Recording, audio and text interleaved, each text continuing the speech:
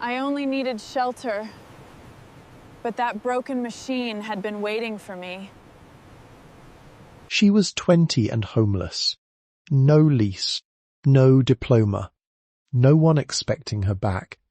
Just a worn micro screwdriver kit wrapped in a dish towel and $10.67 she had saved from cleaning motel rooms. And with that $10, she bought a boarded-up antique pinball repair shop on the forgotten boardwalk of Asbury Park, Monmouth County, New Jersey, where whole blocks had fallen off the bright maps by 1988. The front door had swollen shut from salt air. The roof leaked through 3 patched seams above the workbench. The county had condemned it since 2009 and was scheduled for demolition the following spring. But what nobody knew was that inside the coin vault of the worst broken machine, behind a steel cashbox sealed in dust and rust, in a hidden compartment that had not been opened in over 40 years, was something that would change her life forever. Before we continue, if stories like this mean something to you, hit subscribe and tell us in the comments where you're watching from. We love seeing how far these stories travel. Harper Lena Voss had been listening her whole life without knowing it. Not to voices, not exactly, and not to the sort of advice people offer when they are finished giving anything useful. She listened to machines, to the careful click of switches, to the tired whine of a motor whose bearing had gone dry, to the small electrical cough that came from an oxidized contact before the current gave up and went nowhere. Other children had learned the grammar of rooms by watching faces. Harper learned it through appliances that failed without drama. The refrigerator in the duplex on Bangs Avenue had a moan in its compressor every August. The kitchen clock lost 7 minutes a week. The coin laundry down the block had one dryer that would run hot for 9 minutes, cool for 4, then slap itself awake with a belt squeal that made mothers look up from folding towels. Harper noticed these things before she noticed whether people were pleased with her. She was a narrow child, brown-haired, long-fingered, and solemn in the way some children become when grown people keep changing the rules. Her shoes were often a little too tight. Her sweaters came from plastic donation bins behind churches. In school photographs, she stood near the edge, not hiding, only positioned there by habit, as if the centre belonged to children whose names were called easily. Her mother, Marla, had once been pretty in a summer boardwalk way, bright-mouthed and quick to laugh at strangers who bought her drinks.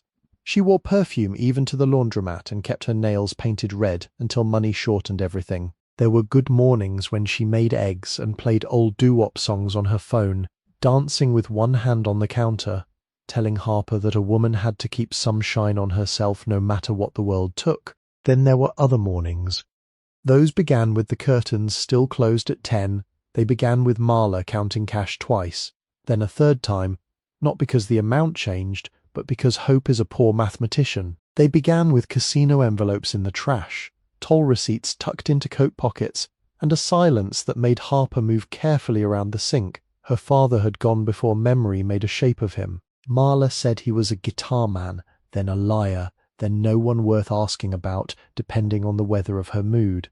When Harper was 6, a man named Dean moved in with boots he did not remove and a cologne that seemed to occupy rooms ahead of him. He sold used cars near Route 35 and understood the performing part of kindness. He brought groceries when neighbours might see, fixed the porch light when Marla praised him loudly, and gave Harper a pink bicycle that was too large and had a bent rear rim.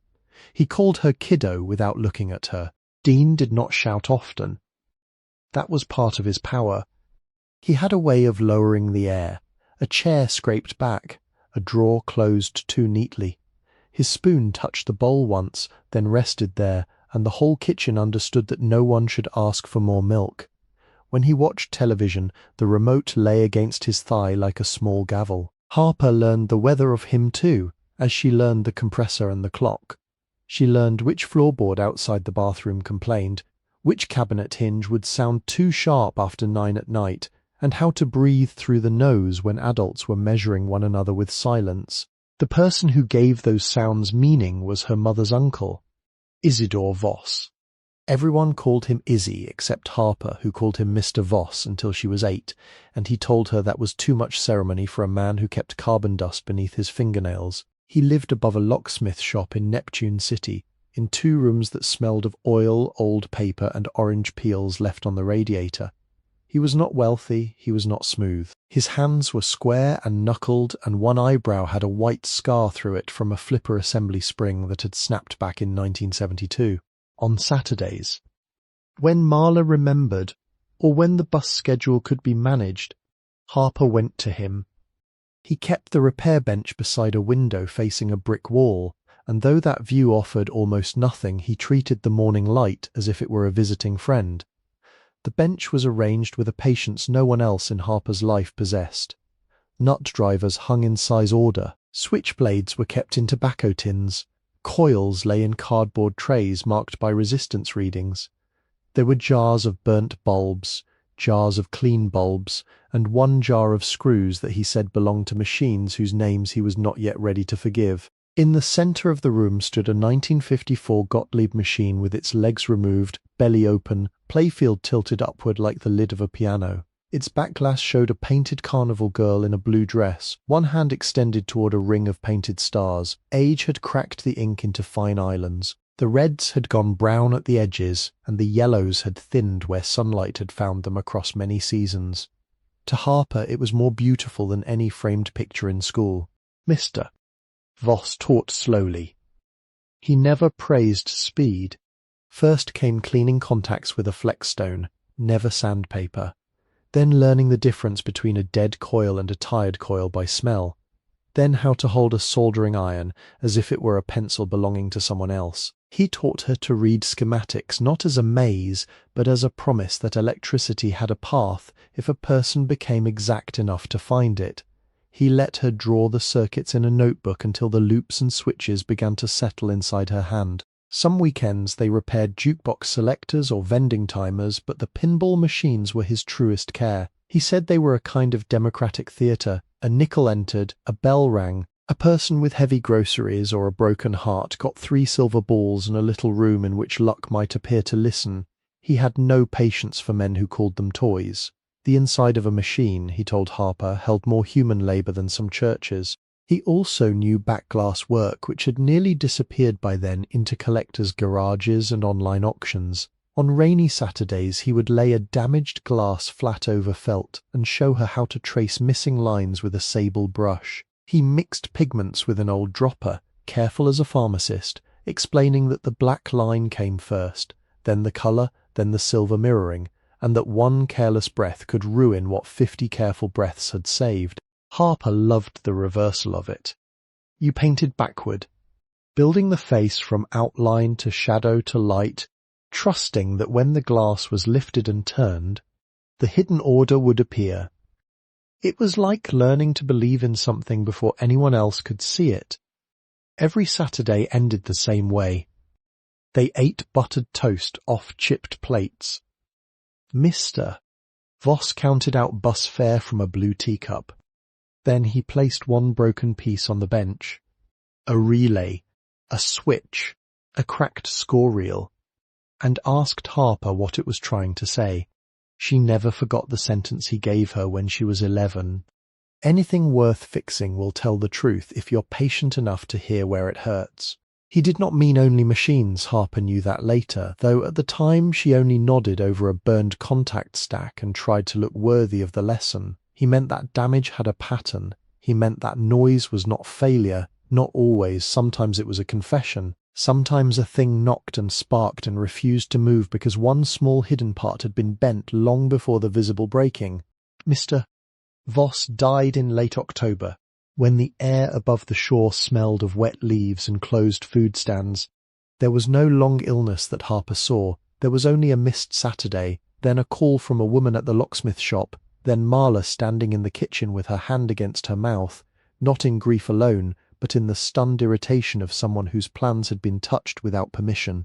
Harper was 15. She went to the funeral in shoes that pinched both heels, and when the priest said Isidore had lived a modest and useful life, she watched rain gather along the brim of a stranger's hat. Afterward, the workshop disappeared in pieces. The landlord said the rooms had to be cleared by Tuesday. Marla said there was no space at home. Dean said old tools brought pests. A man with a van came and took the heavier machines for what he called storage, though no receipt appeared. The jars, the schematics, the trays of coils, the painted glass wrapped in brown paper, the notebooks tied with cord, all of it seemed to pass through adult hands and vanish into practical reasons. Harper saved what she could carry. The micro screwdriver kit had been in the second drawer beneath envelopes of coil sleeves.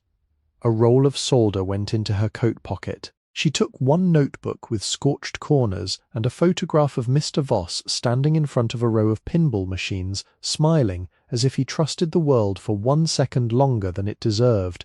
When she asked about the rest, Marla looked away. Dean said, "Dead men don't need inventory." No one raised a hand. No one needed to. Loss can enter a house gently and still take every room. After Mr. Voss, Harper became useful in ways that did not invite notice. She fixed the toaster by bending the latch bracket back into place. She repaired the neighbor's sewing machine and accepted $5, though the woman offered $8. She cleaned motel bathrooms on weekends, sorted mail in a chiropractor's office after school, and learned which convenience stores threw away sandwiches at 11. Her grades were good enough, then uneven, then unfinished. There had been talk once of community college and electronics repair, perhaps even engineering if a counselor's optimism could be believed. Marla kept a folder in the top dresser drawer marked Harper College in black marker. Inside were bank statements, scholarship papers, and a photograph from freshman year where Harper stood beneath a maple tree holding a certificate for perfect attendance. Mr. Voss had put the first $100 in that account. Harper had added what she could, small amounts, honest amounts, 20 from motel work, 12 from fixing a desk lamp, 35 from cleaning a widow's garage. The balance grew like moss, slow and easily destroyed, but alive. By the time Harper was 18, the folder had become lighter. Marla said tuition fees had changed. Then she said the bank had made an error. Then she said Harper could wait a year, which was what practical people did. Dean began taking phone calls outside. Casino buses appeared in Marla's stories as if they were weather, not choices. When Harper asked for the account statement, Marla cried quietly at the kitchen table and said a daughter should not corner her own mother over money. After that, Harper stopped asking. She took longer shifts. She slept less. She learned the particular coldness of being young, and already tired in a way sleep did not mend. Her screwdriver kit stayed in her backpack, wrapped in the same dish towel, because tools were safer when kept close. She repaired cracked phone screens for girls who paid in folded cash. She fixed a tattoo shop's neon transformer, though it frightened her, and afterward the owner gave her 2 20s and a paper cup of black coffee. Dean watched this industry with a flat mouth. "Always tinkering," he said once, when she came in smelling of solder and rain. Marla, who had grown thinner in the face and softer around denial, stirred soup at the stove and did not turn. The eviction, if it could be called that when the lock belonged to your own mother, happened on June 3rd, 2022. Harper came home after a double shift at the motel, carrying a clear plastic bag with her uniform inside, because one bottle of bleach had leaked onto the hem. The evening had gone the colour of pewter. Rain hung but had not fallen. On the porch, beside the mailbox, her belongings had been arranged in 2 black trash bags and 1 cardboard produce box, printed with green pears. Someone had set the box carefully beneath the awning, as if kindness could be measured by whether the rain reached your socks. The physical thing she saw first was her photograph of Mr. Voss. Its frame had cracked at one corner. The glass was gone. His face looked out from behind a crescent of damp cardboard, still wearing that brief, patient smile. Her screwdriver kit lay beside it. The dish towel had been washed and folded. That detail did something no shouting could have done. Harper tried her key. The lock did not turn. She tried again, slower, because exactness had saved her before. The key entered cleanly, met new pins and stopped. Behind the front curtain, a shape moved. Not Dean's height, her mother's. Harper could see one hand at the edge of the fabric, the red polish chipped from 2 nails, the fingers not pulling the curtain open and not letting it fall. Dean came around from the side yard carrying a toolbox that was not his. He had the new brass key in his hand and a hardware receipt tucked into his shirt pocket. His voice was mild. It was nearly pleasant. You can't keep making your mother feel guilty. 8 words. Harper stood with the old key between 2 fingers. It had left a grey mark on her skin from the rain-wet brass. She looked past him once to the curtain. Marla's hand remained there touching cloth, motionless except for the small tremor of someone choosing not to choose. No explanation came through the glass. No apology opened the door. The porch light hummed above Harper's head, then flickered twice and steadied. She gathered the bags. The produce box tore at one handle and the photograph slid sideways. Dean did not help, Marla did not step out. Harper left the useless key on the porch rail, placed neatly beneath the house numbers, because returning what no longer opened anything was the only dignity available to her. Then she walked toward Main Street with wet cardboard against her chest and the screwdriver kit pressing a hard line into her ribs. The first night she slept in the bus shelter near the shuttered pharmacy in Neptune Township, sitting upright because the bench had been divided by metal bars. The rain arrived after midnight and blew under the shelter roof in fine cold needles. She put the photograph inside her shirt to keep it dry and used the motel uniform bag to cover her knees. At dawn, a man sweeping cigarette butts outside a deli handed her a plain roll in wax paper without making a speech about it. That was how 6 weeks began. They did not begin with a plan. They began with walking. She moved from Neptune to Long Branch, then down toward Bradley Beach, then back inland when police walked the boardwalk too often after dark.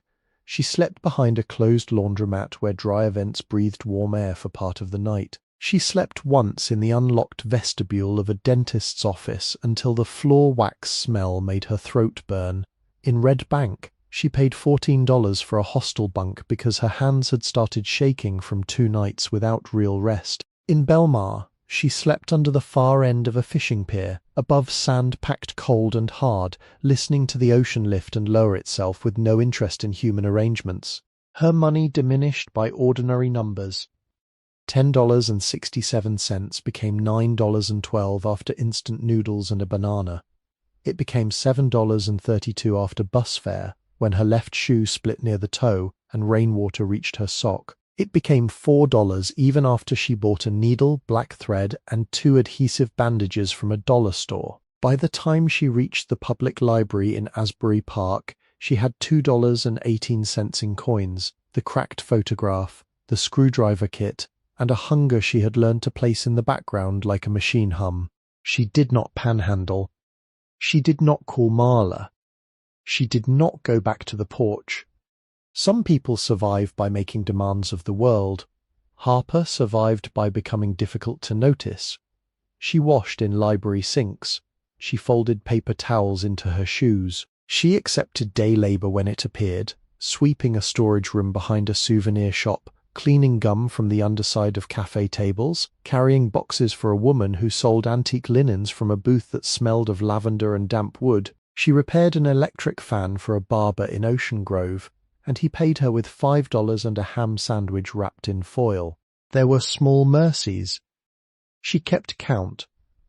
A librarian with silver hair pretended not to see Harper sleeping over a newspaper. A bus driver waited while she limped half a block to the stop. A church volunteer handed her clean socks and said only, "The coffee's hot." None of them saved her. That mattered. They only placed one more plank across a day that might otherwise have opened beneath her. The Asbury Park Public Library became her afternoon shelter because it was warm without demanding purchase. The building had a settled civic smell, paper and floor polish and raincoats drying near the door. Harper sat at a table beneath a high window where the light came down diluted by dust. She read repair manuals first because manuals did not pity anyone, then local newspapers, then classified notices, though classified pages had become mostly relics. Thin columns of estate sales, storage auctions, lost cats, rooms for rent, and municipal warnings written in the stiff language of people who never had to sleep outside.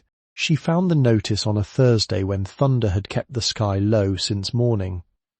It was printed in a county surplus bulletin tucked inside a plastic binder near the reference desk.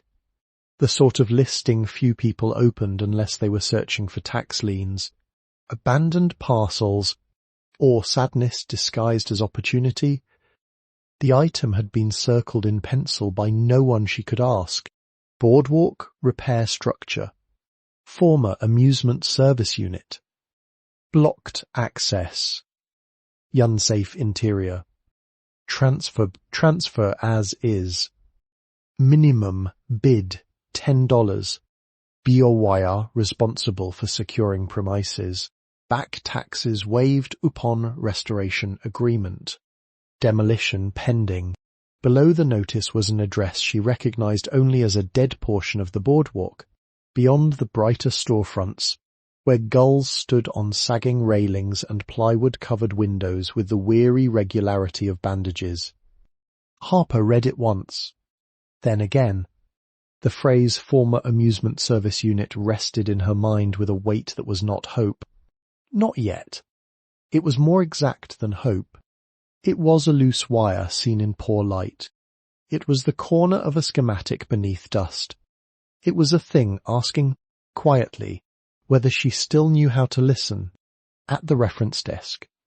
The silver-haired librarian looked over the notice and adjusted her glasses. "You would have to go to the county clerk in Freehold," she said. "There will be forms." Harper nodded. "And I imagine they will try very hard to talk you out of it." Harper nodded again. The librarian did not ask where she lived. She wrote the bus route on the back of an expired event flyer, then reached into her own purse and placed 2 quarters beside the paper. She did it as if making change, not charity. Harper left them there for a moment, giving the woman time to withdraw her hand, then took them with the same care she would have given a rare screw. That evening, behind the library, Harper counted everything she owned on a concrete step warmed by the day. The original $10 bill, the one she had kept folded behind Mr. Voss's photograph, was still there.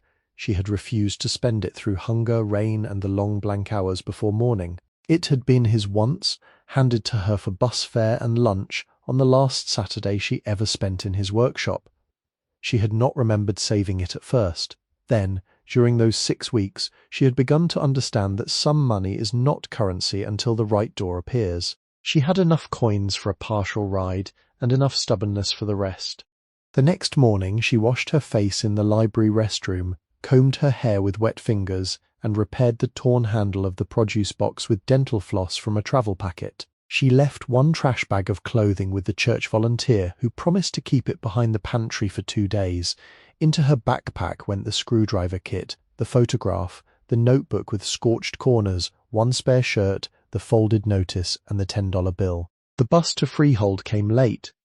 Harper stood beneath the shelter with the Atlantic wind moving through her thin jacket and watched traffic shine along the wet road. She did not name what she was doing. Naming a thing too early gave the world a chance to laugh at it. She only checked the zipper on her backpack, touched the hard corner of the screwdriver case through the fabric, and stepped forward when the bus doors opened. By noon, she would be inside a county office where the floors shone too brightly and the air smelled of toner and old deeds. By evening, if the clerk accepted the bill, Harper Voss would own a condemned repair shop with a swollen door, a leaking roof, and a darkness full of machines that had been waiting longer than she had been alive. The bus doors folded open at Freehold Centre with a tired sigh, and the driver waited while she lifted the backpack from between her shoes. The ride had taken longer than the schedule promised because summer traffic pressed against every road that led toward the shore, and because the bus stopped for workers, nurses, courthouse clerks, and 1 old man carrying a paper sack full of tomatoes. Harper stepped down into a noon heat that had already lost patience. The pavement gave back the sun in waves at the curb.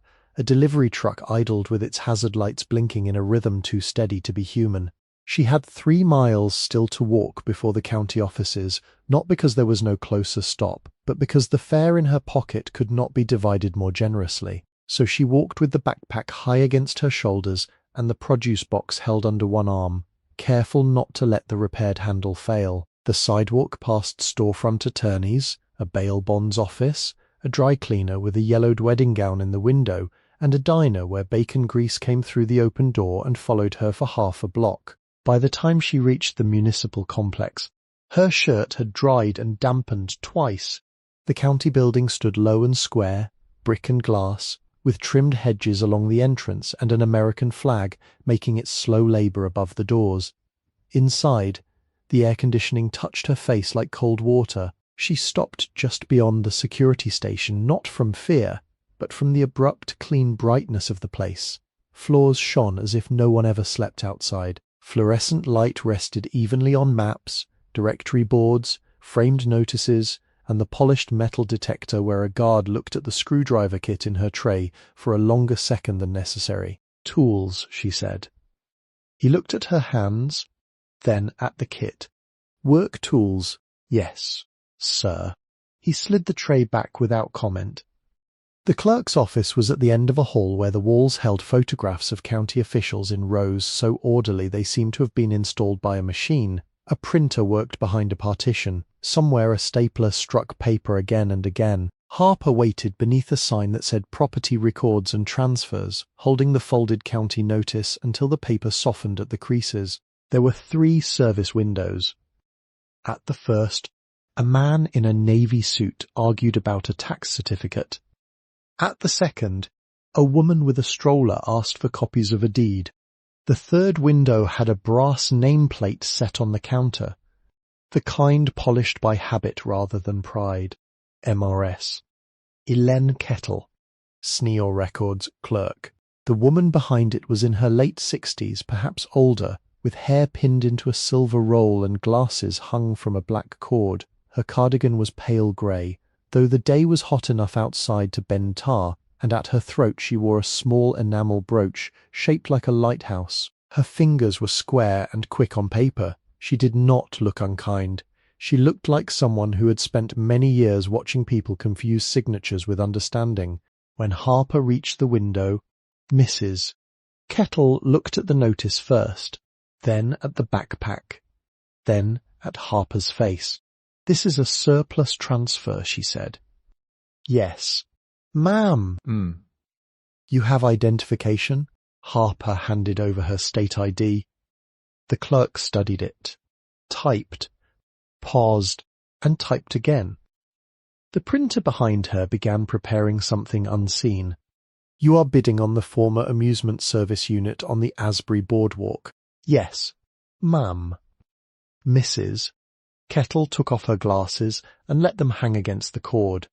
That small motion altered the air between them. The papers on her desk stopped being papers and became evidence. "You understand that structure has been closed for a long while?" "Yes, ma'am." "You understand the county has not inspected the interior for occupancy?" "Yes, ma'am." "You understand there may be mold, unstable flooring, electrical hazards, animal nesting, and roof failure?" "Yes, ma'am." "You understand purchase does not make it habitable, and if you sleep there, no one in this office can say you were given permission?" "Yes, ma'am." The clerk's mouth tightened, not in anger, but in the effort of keeping the office inside its proper boundaries. "And you understand that accepting this transfer makes you responsible for securing it, insuring it if anyone will insure it, and producing visible restoration effort before the demolition date?" "Yes, ma'am."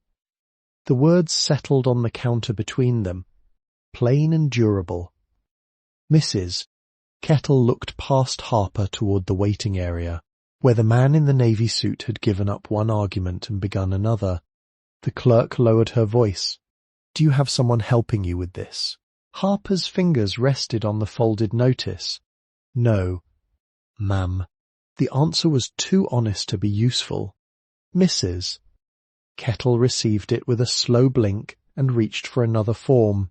There were releases, there were acknowledgements, there was a page with a diagram of the block, the access lane, the condemned property number, and a rectangle shaded grey where the building leaned against the wind. Mrs. Kettle explained each line with the patient severity of a person who had seen ordinary citizens sign themselves into trouble. Harper wrote her name carefully each time, not fast because signatures had weight. The pen was chained to the counter. Its tip skipped once, and she adjusted the angle until the ink ran clean. When the fee came due, she unfolded the bill. It had been kept flat inside the notebook for so long that its creases had gone soft and pale.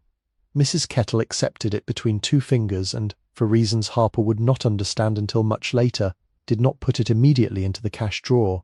She laid it beside the brass stamp. The stamp itself was heavy, with a wooden handle darkened by years of hands.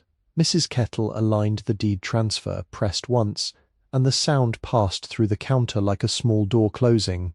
Then she wrote a receipt by hand. The county computer could have printed one. The printer was working. Yet she wrote it with a blue pen, in script so exact it seemed almost old-fashioned, tore the duplicate from the pad, and slid it through the opening beneath the glass. "Take Cookman Avenue East when you get back to Asbury," she said. Then toward Kingsley. "Stay where there are people until you have to turn toward the closed stretch. Do not go under the boardwalk after dark. Do not trust the back stairs. The shore rots from beneath first. Yes. Ma'am." Mrs. Kettle opened a drawer and removed a keyring with two keys attached by a paper tag. One was new, cut from bright brass. The other was blackened, larger, and worn thin at the teeth. The tag bore the property number in red pencil. "These were all that came to records," she said. "The larger one may fit nothing. Keys outlive locks all the time." Harper put them in the inner pocket of her backpack. The clerk glanced at the ID again before returning it. Her eyes came back to the surname. Her face changed only slightly, but Harper had learned all her life to notice slight changes. A drawer inside the woman had opened. "Voss, Mrs. Kettle said. Harper did not answer at first. It was not a question in the usual sense. "I knew a man by that name," the clerk said. "Worked on amusement machines. Years ago. Neptune City, I think. My father had a bowling alley in Bradley Beach, and that man could make an old scoring unit behave when three younger repairmen could not." Harper's hand closed around the receipt. "He was my mother's uncle." "Mrs." Kettle looked down at the deed, then back through the glass. The office noises continued around them, but something quiet had formed at the counter. Careful and exact. "He fixed my father's bally table in 1981, the clerk said. Would not leave until every bumper registered. My father tried to pay him extra, and he said the machine had not earned extra because it was only doing what it was made to do." A narrow warmth moved through Harper, not large enough to change her face. "That sounds like him." Mrs. Kettle took the folded bill from beside the stamp and held it above the drawer. Still not dropping it. "I am required to tell you the building is unsafe," she said. "Yes. Ma'am, I am not required to tell you this, but I will. Men come in here wanting abandoned places because they think decay is cheap. It is never cheap. It asks for the body first, then the money. Sometimes it asks for both and gives nothing back." Harper listened. "But your hands, Mrs. Kettle said, glancing at them, "are not looking for cheap." The drawer opened. The bill went in. Then the clerk placed the deed, the receipt, the map, and the warning notice into a large envelope. She wrote Harper's name on the front and pressed the flap without sealing it. "There is a bus back at 2:10, she said. "You will miss it if you stand here wondering whether you have made a mistake." Harper put the envelope against her chest. "Thank you." Mrs. Kettle nodded once. It was not blessing. It was not permission. It was something more modest and therefore more useful. The bus back toward the shore smelled of hot vinyl, wet umbrellas though no rain had fallen, and someone's paper bag lunch. Harper sat near the back with the envelope inside her shirt where sweat would not reach it. The keys were in her pocket. Each time the bus turned, they touched one another with a faint metallic answer. She did not open the deed again. Reading a thing too often before it became real could make it fragile. By the time she returned to Asbury Park, the afternoon had tilted toward evening. The town did not receive her. Towns seldom receive anyone. They simply continue. A barber pole turned beside a narrow shop on Main Street, red and blue passing around white without ever arriving anywhere. A bakery had closed for the day, but sugar and yeast still warmed the sidewalk near its door. Farther east, a pawn shop window showed guitars, watches, old cameras, and a trumpet with one dented bell. A corner laundromat turned its round glass doors, sheets rising and falling like pale weather. Near Cookman Avenue, a diner called the Blue Swan had 5 stools visible through the window, and one waitress refilling ketchup bottles with the worn concentration of a nurse. Harper walked past all of it. She saw a florist with sun-faded silk wreaths in the window, a hardware store with paint cans stacked like dull towers, a copy shop where a man fed paper into a binding machine, and a closed movie theatre whose marquee letters had been rearranged by wind or mischief into partial words. The closer she came to the boardwalk, the more the air changed. Inland heat gave way to salt and fryer grease, then old timber, then the mineral breath of the Atlantic moving behind the buildings with its vast, indifferent patience. There were people in the brighter blocks, families with towels over their shoulders, teenagers carrying paper cups of lemonade, a woman walking a terrier in a striped harness. Music came from an open bar door, thin and cheerful, then disappeared when Harper turned north toward the neglected stretch. Paint gave way to plywood, fresh awnings gave way to torn canvas. The boards underfoot grew uneven, patched in places with newer planks that did not match the grain of what remained. A neighbor watched her from a second-floor balcony above a souvenir stall that had not reopened. He was an elderly man in an undershirt, with brown arms and a newspaper folded over one knee. Beside him sat a yellow dog with a white muzzle. The dog lifted its head first. The man followed its gaze. "You lost?" he called. Harper stopped below, not too close. "No, sir." He looked at the envelope under her arm, then toward the boarded row ahead. "County finally give that place away?" "Yes, sir." The dog stood and placed its chin between 2 rusting bars of the balcony rail.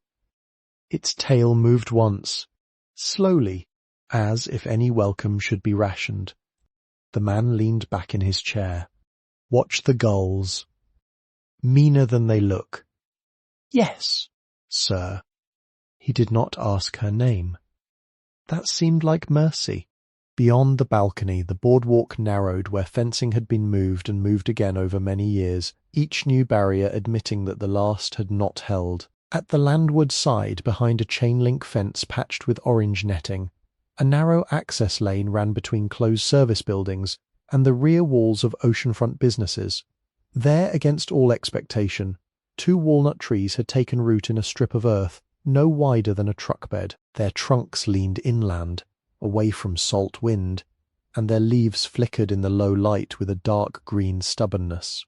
A brown dog barked from behind one of the rear fences, not the old man's yellow dog. This one barked 3 times with the harsh commitment of a creature protecting rubbish, then stopped when Harper did not answer. From somewhere under the boardwalk came the dry scrape of something small moving through paper.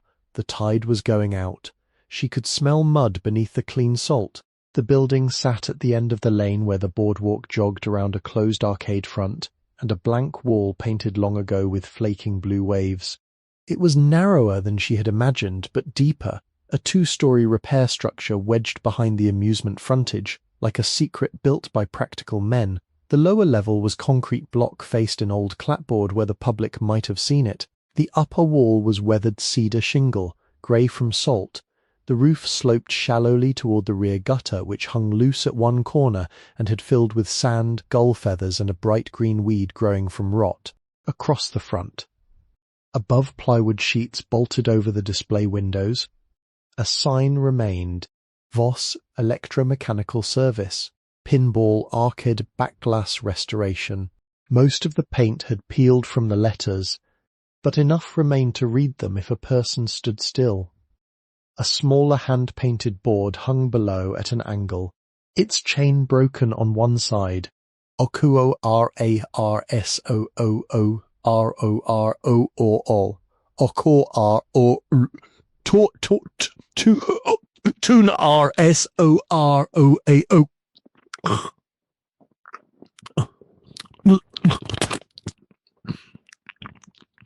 Long.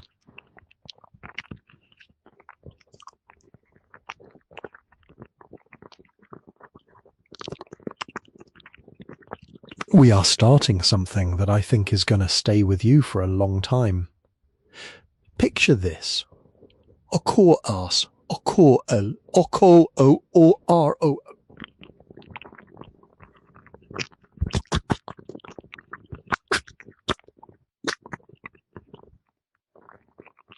Cot, clock, clock.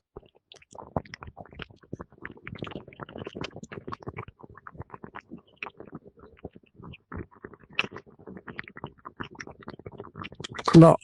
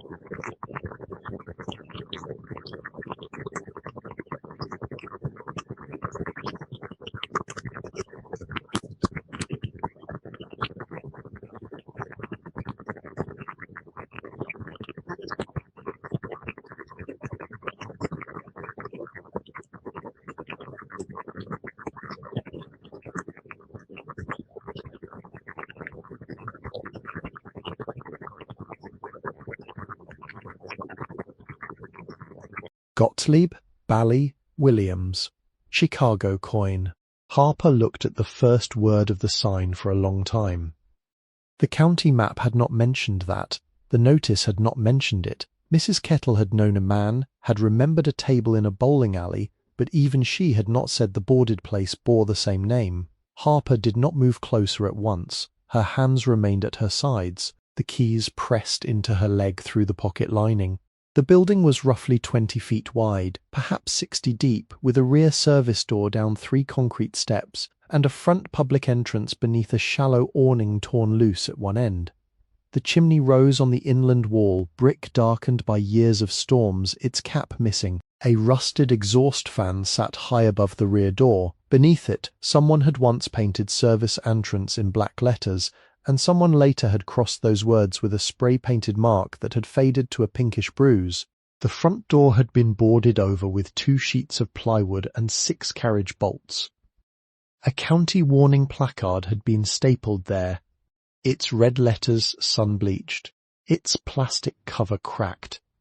Harper went to the rear. The newer brass key fit the padlock on the chain-link gate. It turned after one firm resistance. The sound startled 2 gulls from the roof, and they rose with ugly complaints into the evening. She closed the gate behind her, not because there was anything inside worth securing yet, but because Mrs. Kettle had said securing, and the word mattered. At the service door, the newer key did not fit. The old blackened key entered halfway, stopped, then went farther when Harper lifted the door slightly by the knob. The wood gave a faint swollen groan. She waited. Then she turned the key again with both hands, not forcing, letting the pins find what they still remembered. The lock opened. The door did not. It had swollen hard into the frame. Salt air, rain, heat and neglect had made a single stubborn thing of door and jamb. Harper set down the produce box, opened the screwdriver kit, and removed the widest flat blade. She worked it gently into the seam, first near the latch, then near the bottom, then again at shoulder height. Paint flaked. The blade slipped once and cut a thin line across her thumb. She wrapped it in the hem of her shirt and continued. It took 27 minutes. At last the lower edge gave with a sound like a throat clearing after a long sleep. Harper put her shoulder to the wood, pushed, waited, pushed again, and the door opened inward 6 inches, then 12. Cold air came out. Not fresh cold, but cellar cold, sealed cold. The kind that has been storing every season in a dark room and does not know which one to release first. She stood at the threshold and let the building breathe past her. The smell was dust, salt, oil, mouse droppings, mildew, and something metallic beneath it all. There was also the faint sweet rot of old paper and the dry mineral scent of concrete that had sweated through many summers.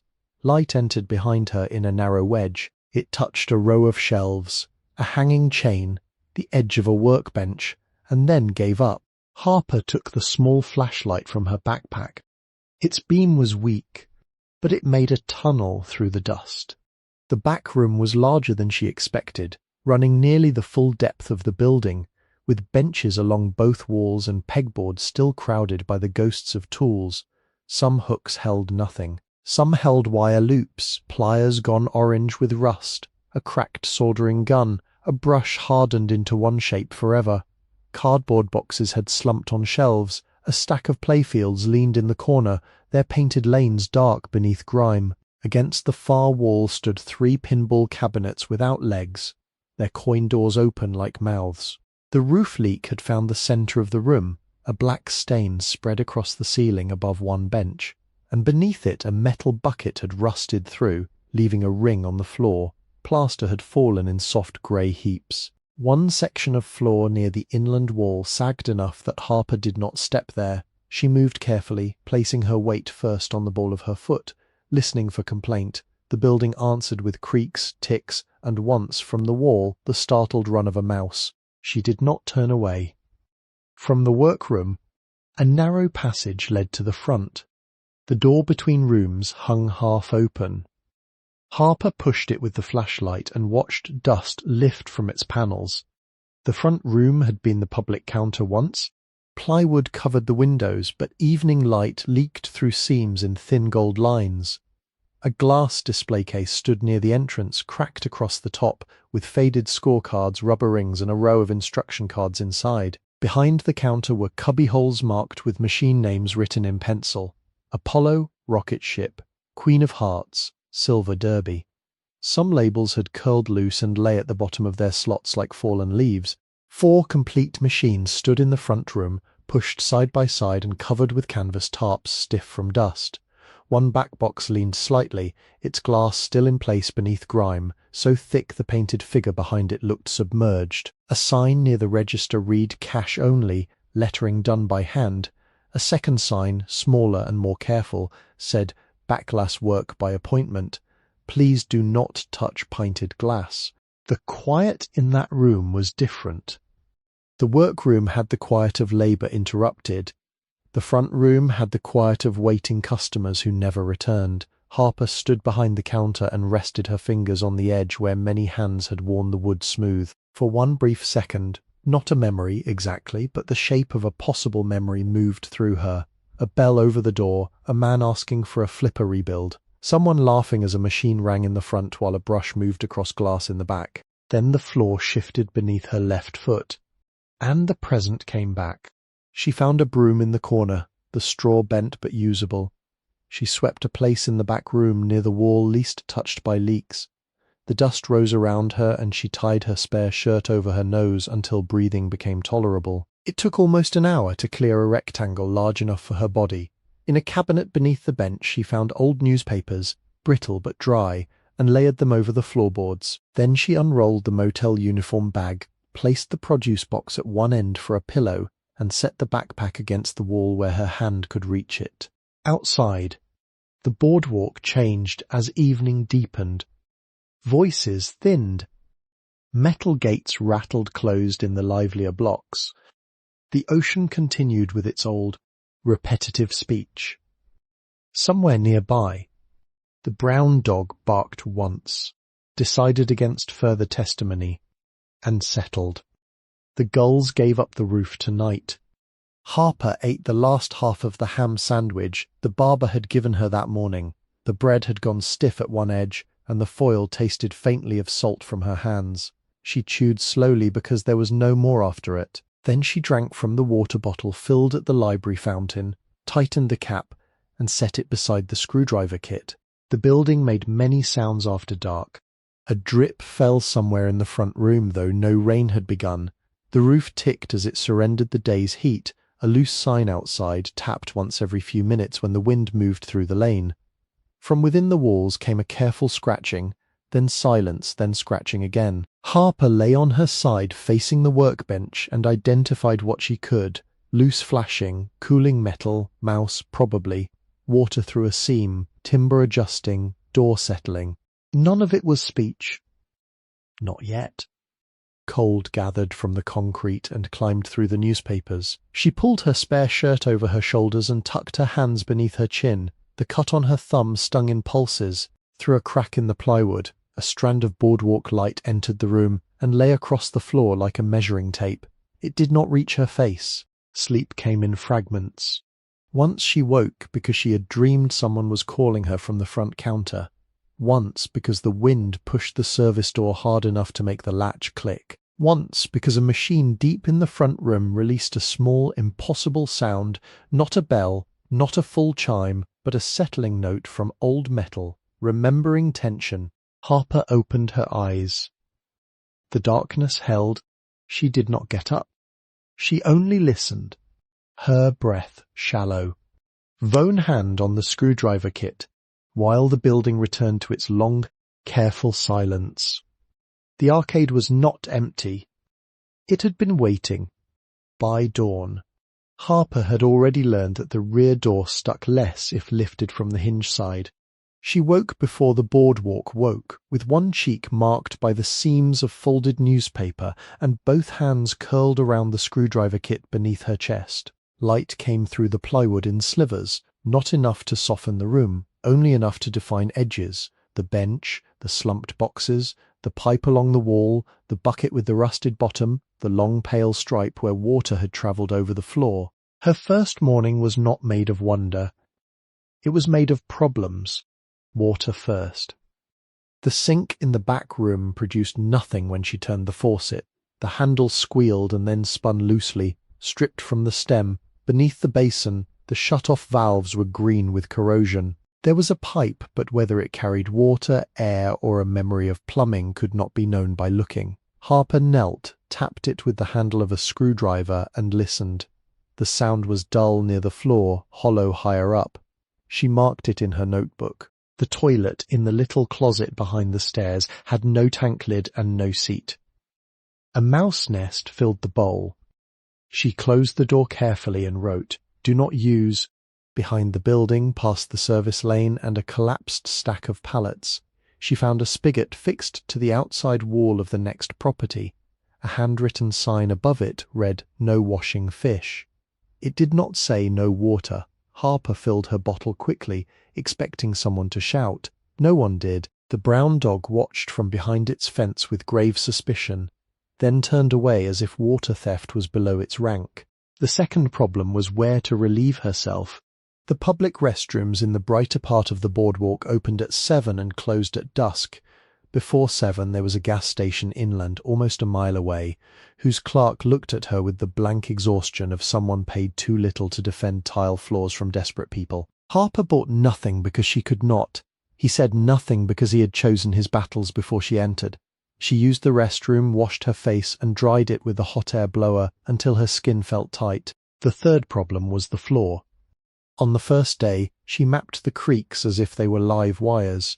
She tore the back page from an obsolete catalogue and made a rough plan of the shop. Rear door, workbench, sag near inland wall, front counter machines, passage, stair to upper storage. She marked each board that complained. A single line meant safe if approached from the south. A double line meant step over. A circle meant do not trust. By noon, she had learned that the room could be crossed in 3 routes, and only one allowed her to carry weight without placing her foot on the darkened boards beneath the ceiling stain. The shop had been waiting, but waiting had not made it gentle. On the second day, she secured the service door. The county envelope had included a list of immediate requirements, written in language whose calmness seemed almost cruel: prevent public entry, cover hazardous openings, post ownership notice, begin visible stabilization. Harper wrote those phrases in her notebook and translated them into what could be done by a hungry person with almost no money. She straightened the gate chain and moved 2 broken pallets against the rear fence where the orange netting sagged. She found a length of wire under the bench, stripped back its brittle insulation, and used it to tie the loose exhaust fan shutter so it would not clap all night. She took the faded county warning from the front where the staples had nearly failed and reattached it flatter with 4 screws scavenged from an empty back box. Then she made her own notice on the clean side of a parts invoice. Enter on site. Do not enter. Unsafe floor. She wrote each letter slowly with a black grease pencil, pressing hard enough that the words shone. On the 3rd day, she entered the upper storage loft. The stairs rose from behind the counter, narrow and steep, with a railing polished black by vanished hands. The 4th step from the bottom sank half an inch. The 6th creaked but held. At the top, heat pressed beneath the roof in a trapped layer that smelled of tar dust and dried bird nesting. The loft was low enough that Harper had to bend. She moved between stacked crates and leaning sheets of masonite, shining her flashlight over labels: drop tagots, coin mechs, glass, handle flat, rubber 1979, score reels.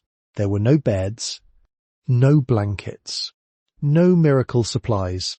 There was, however, a 5-gallon bucket without holes, 3 tarps gone stiff but usable, and a wooden crate of empty glass soda bottles. She carried the bucket down for the roof drip and spread 1 tarp over the worst leak area, weighting its corners with bricks from a collapsed shelf. Then she sat on the floor because her legs had begun to tremble and because hunger made the room tilt slightly if she stood too quickly.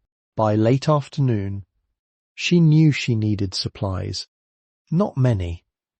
The exact ones.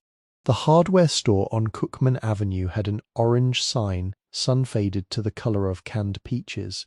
Merrick Hardware had been painted on the windows in white letters, and beneath that, smaller, K's Cut, glass, pipe threading, storm repairs. Inside the aisles were narrow and carried that honest smell old hardware stores keep when big stores have not yet replaced memory.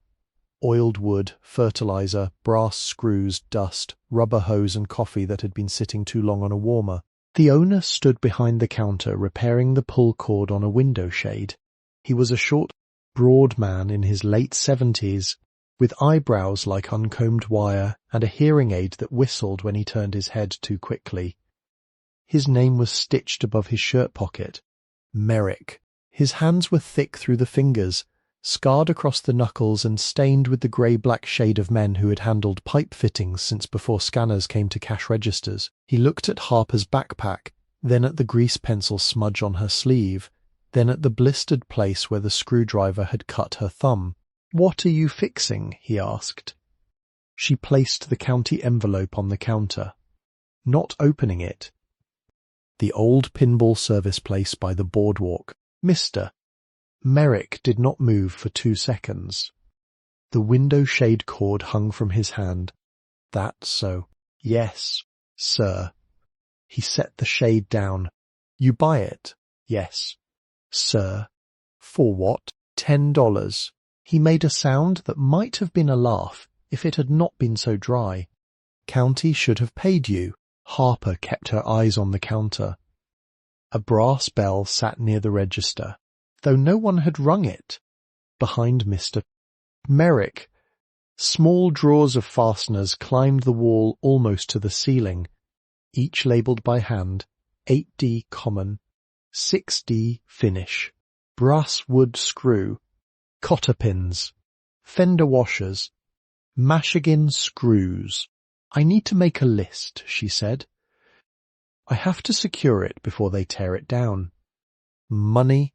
Not much. That means none. Harper did not answer. Mr. Merrick picked up a pencil, licked the point, and drew a receipt pad toward him. Name, Harper Voss. The pencil stopped. That surname had begun to behave like a key in rooms she did not yet understand. Mr. Merrick's eyes narrowed, not suspiciously now, but with the labour of summoning something from an upper shelf of years. Any relation to Izzy? My great-uncle. He fixed the pop bumper on my brother's machine after Sandy.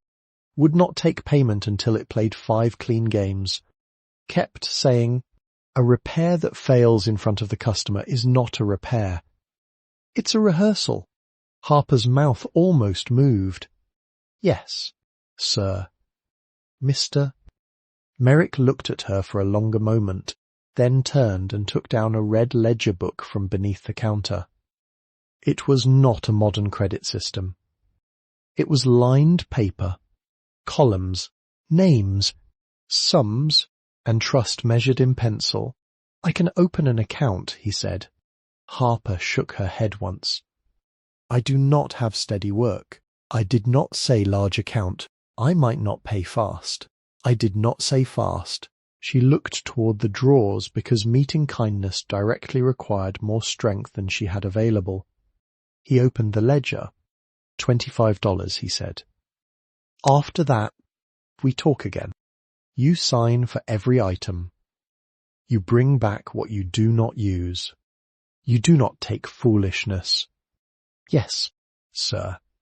He wrote her name carefully, not as if doing her a favour, but as if entering a trade agreement between adults.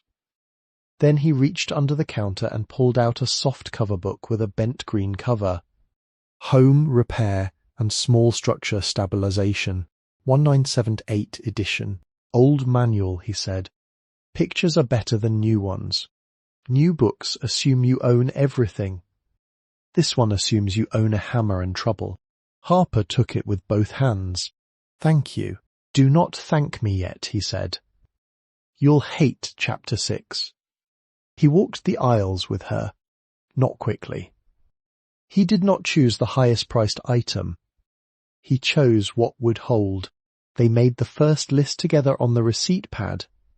1 dust mask, 59 cents. 1 pair of brown jersey gloves, 89 cents. 1 box of 105 1/8-inch exterior screws, $2.49.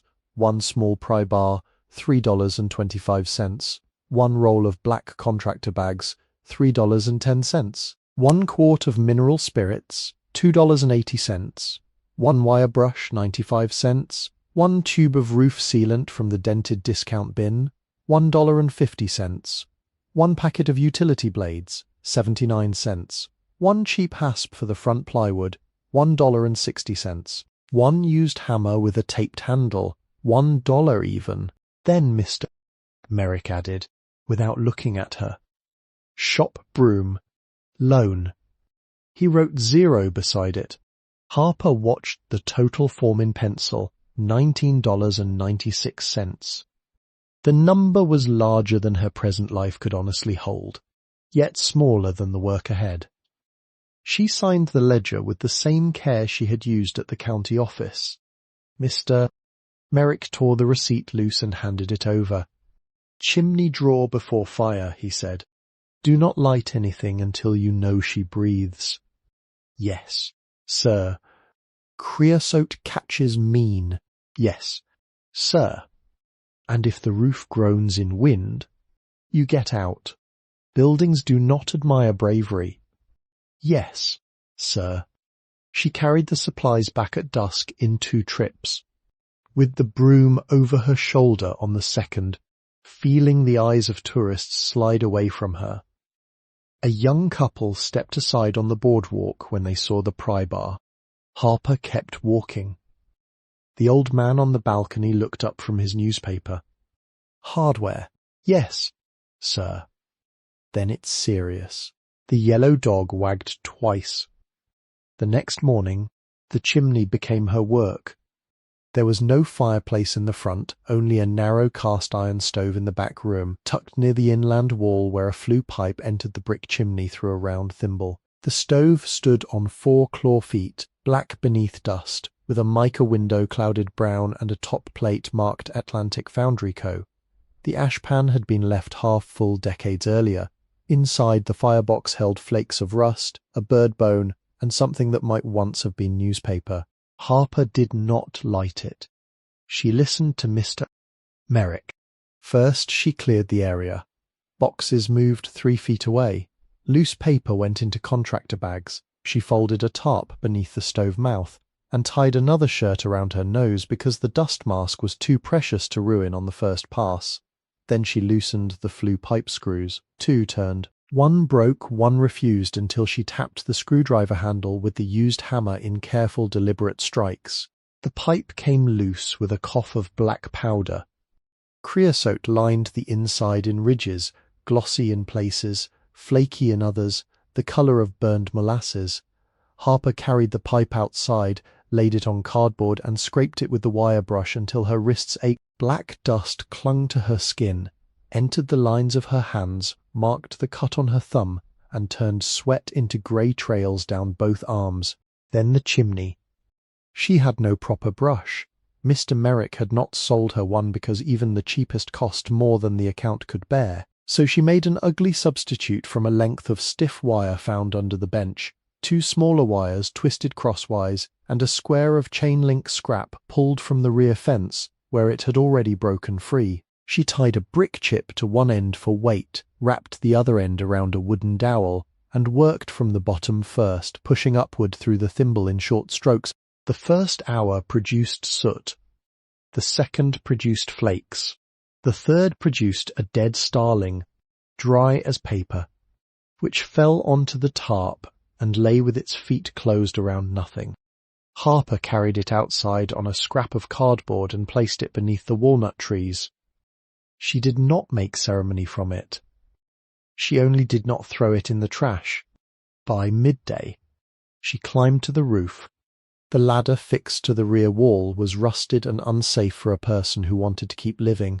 Harper tested the first rung, watched it shift and back down.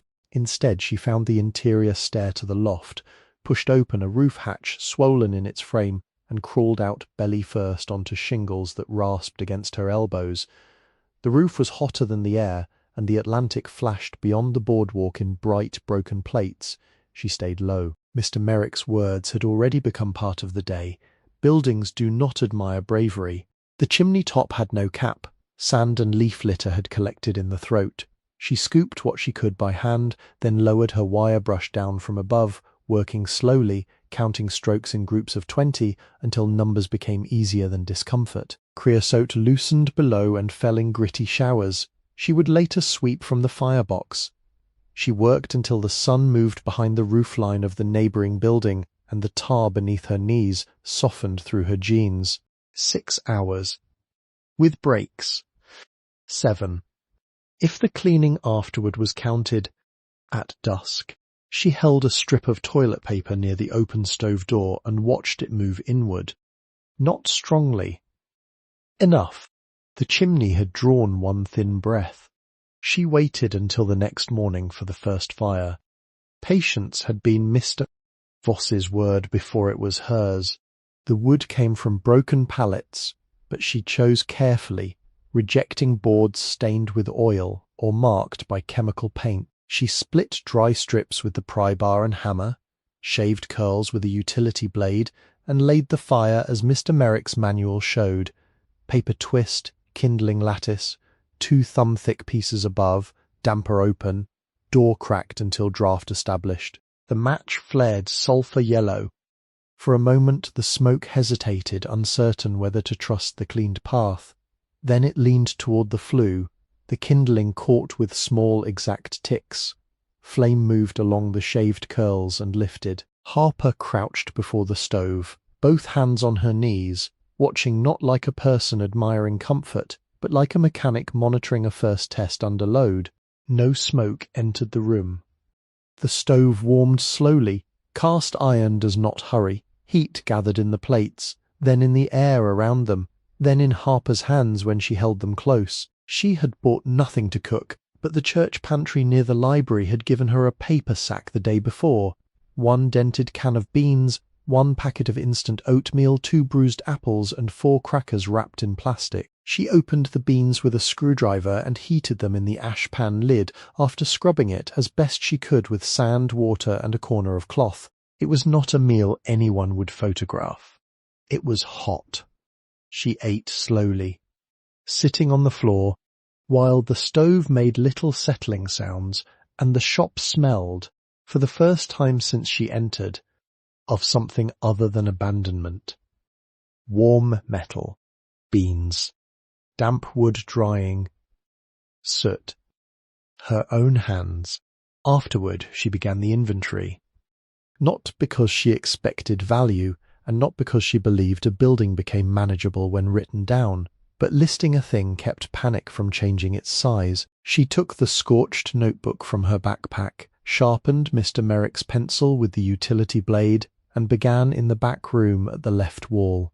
Shelf 1, coils in waxed paper sleeves, many swollen, labels faded, 2 marked Flipper, Williams, resistance unknown, 3 marked K&OK. 1 burned black at the end.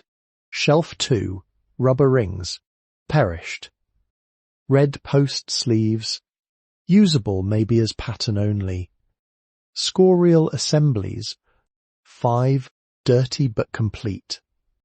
Box of 47 bulbs, mixed good and blown. 2 jars fuses. Values unsorted. Pegboard, long nose pliers rusted, can be cleaned. Wire strippers cracked handle. Nut drivers, 1/4, 5/16, 11/32, missing 3/8. Soldering gun cord unsafe. Rosin core solder in tin, half roll. Flexstone contact cleaner worn but usable. Bench drawers, switch stacks, leaf blades, Bakelite spacers, coil stops, EOS switches, coin door reject buttons, lock cylinders without keys, red scorecards, handwritten service tickets tied with string, 1 ticket read, rocket bell, right flipper week, MRS, A, parentate, paid cash. The date was 1967. Cabinet beneath bench, backglass paints, mostly dried. Small bottles labelled black line, carnival red, lemon chrome, flesh tint, silver backing. Brushes wrapped in tissue, many ruined, 3 possibly salvageable. A maul stick, a magnifier. A sheet of gold transfer letters, 2 rolls of masking paper gone brittle. Floor area, 4 complete pinball machines front, 3 partial cabinets rear, 6 playfields loose. Vone back box with glass missing. 2 coin doors. Vone transformer heavy enough to trust and dangerous enough not to touch yet. She moved slowly through every shelf, every drawer, every box. Dust turned the sweat at her temples muddy. Twice she stopped to carry a bag of mouse-chewed paper outside. Once she found a nest in a box of scorecards and set the box down until the mouse inside chose its own exit. She did not enjoy the work. Enjoyment was too light a word for labour done on an empty stomach in a condemned room. But with each entry in the notebook, the darkness lost 1 small acre. By late afternoon, she reached the front machines. The first was a 1962 Williams, legs removed, playfield intact but damp damaged near the apron. The second was a Gottlieb wedgehead with a cracked shooter rod and no backglass. The third was a Chicago coin machine whose cabinet had been painted over in cheap black enamel by some later owner with no reverence for its original art. The fourth stood at the far end beneath the stiffest tarp. It was the worst one. Even before she uncovered it, she knew by the sag of the tarp and the way the cabinet leaned that water had reached it. The legs were attached but rusted. The front coin door was mottled with corrosion. The lower cabinet had swelled along one side, veneer splitting in raised curls. The backbox glass was broken inward, and a triangle of painted glass lay on the playfield under dust. Someone had once tried to pry the lock and failed.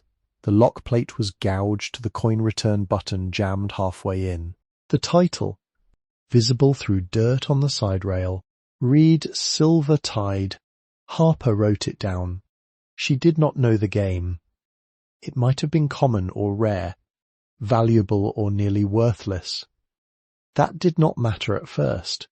Machines were not repaired according to reputation. They were approached according to injury. She began with sound. Mr. Voss had taught her that a cabinet could be tapped like a wall if the ear knew what it wanted. Hollow sections answered one way, packed sections another. Loose metal gave a faint after ring. Waterlogged wood answered with a dead thud. She used the handle of the screwdriver and moved along the cabinet in a grid, tapping once, then waiting. Left side, dull, swollen. Right side, hollow above, dead below. Back panel loose. Coin door, metal rattle, expected. Front, lower rail. Beneath coin door, dull. Apron area. Spring echo from shooter lane. Expected. Cashbox housing behind coin door, heavier than expected. She paused.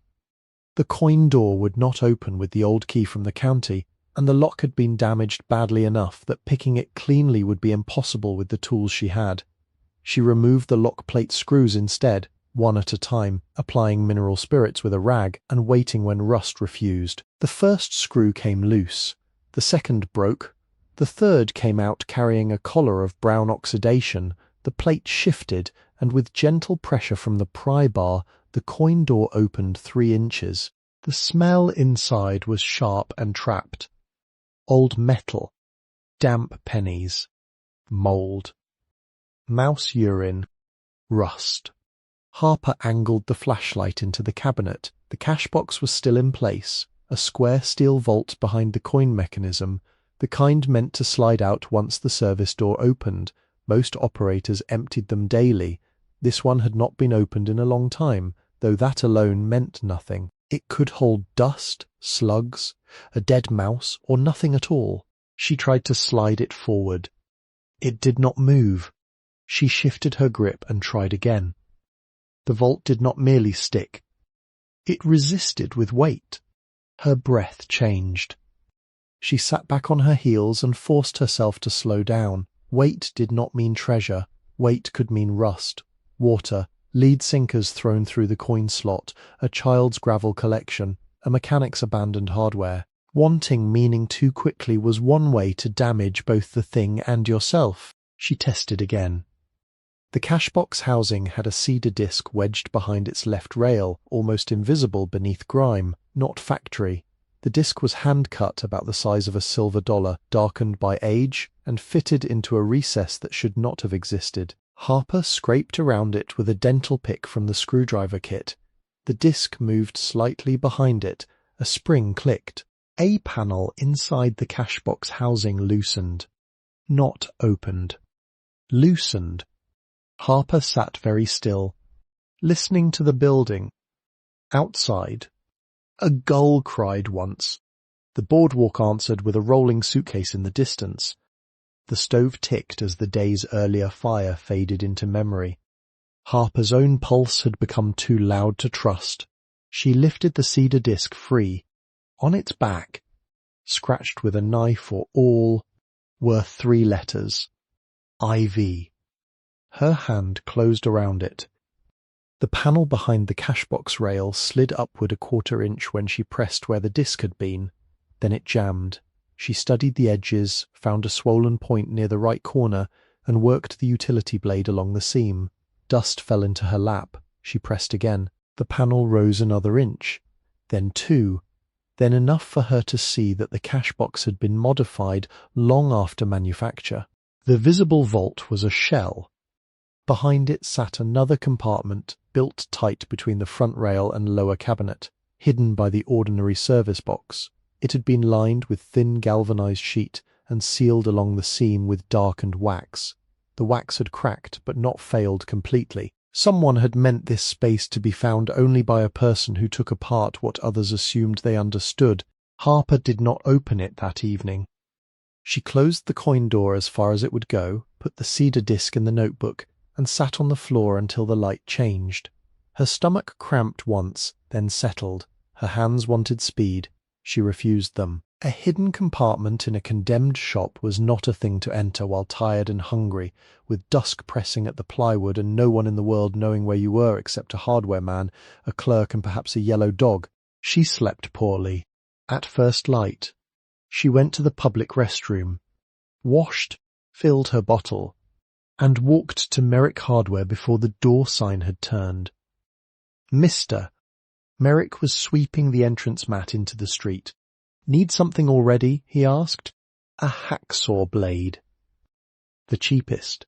And a dust brush if there is one too worn to sell." He looked at her face. "You find trouble?" "I found a sealed panel." "Rot." "No, sir." He studied her, then went inside and returned with a loose hacksaw blade wrapped in newspaper, a brush whose bristles had worn unevenly, and a pair of safety glasses scratched across one lens. "On account," he said. "How much?" 30 cents for the blade. Brush is dead. Glasses are ugly. She signed for the blade. Back at the shop, she prepared the room as if for surgery. She swept the floor around Silver Tide. She moved the other machines 2 inches farther away, not because 2 inches would save them from disaster, but because careful work begins with declaring the boundary of care.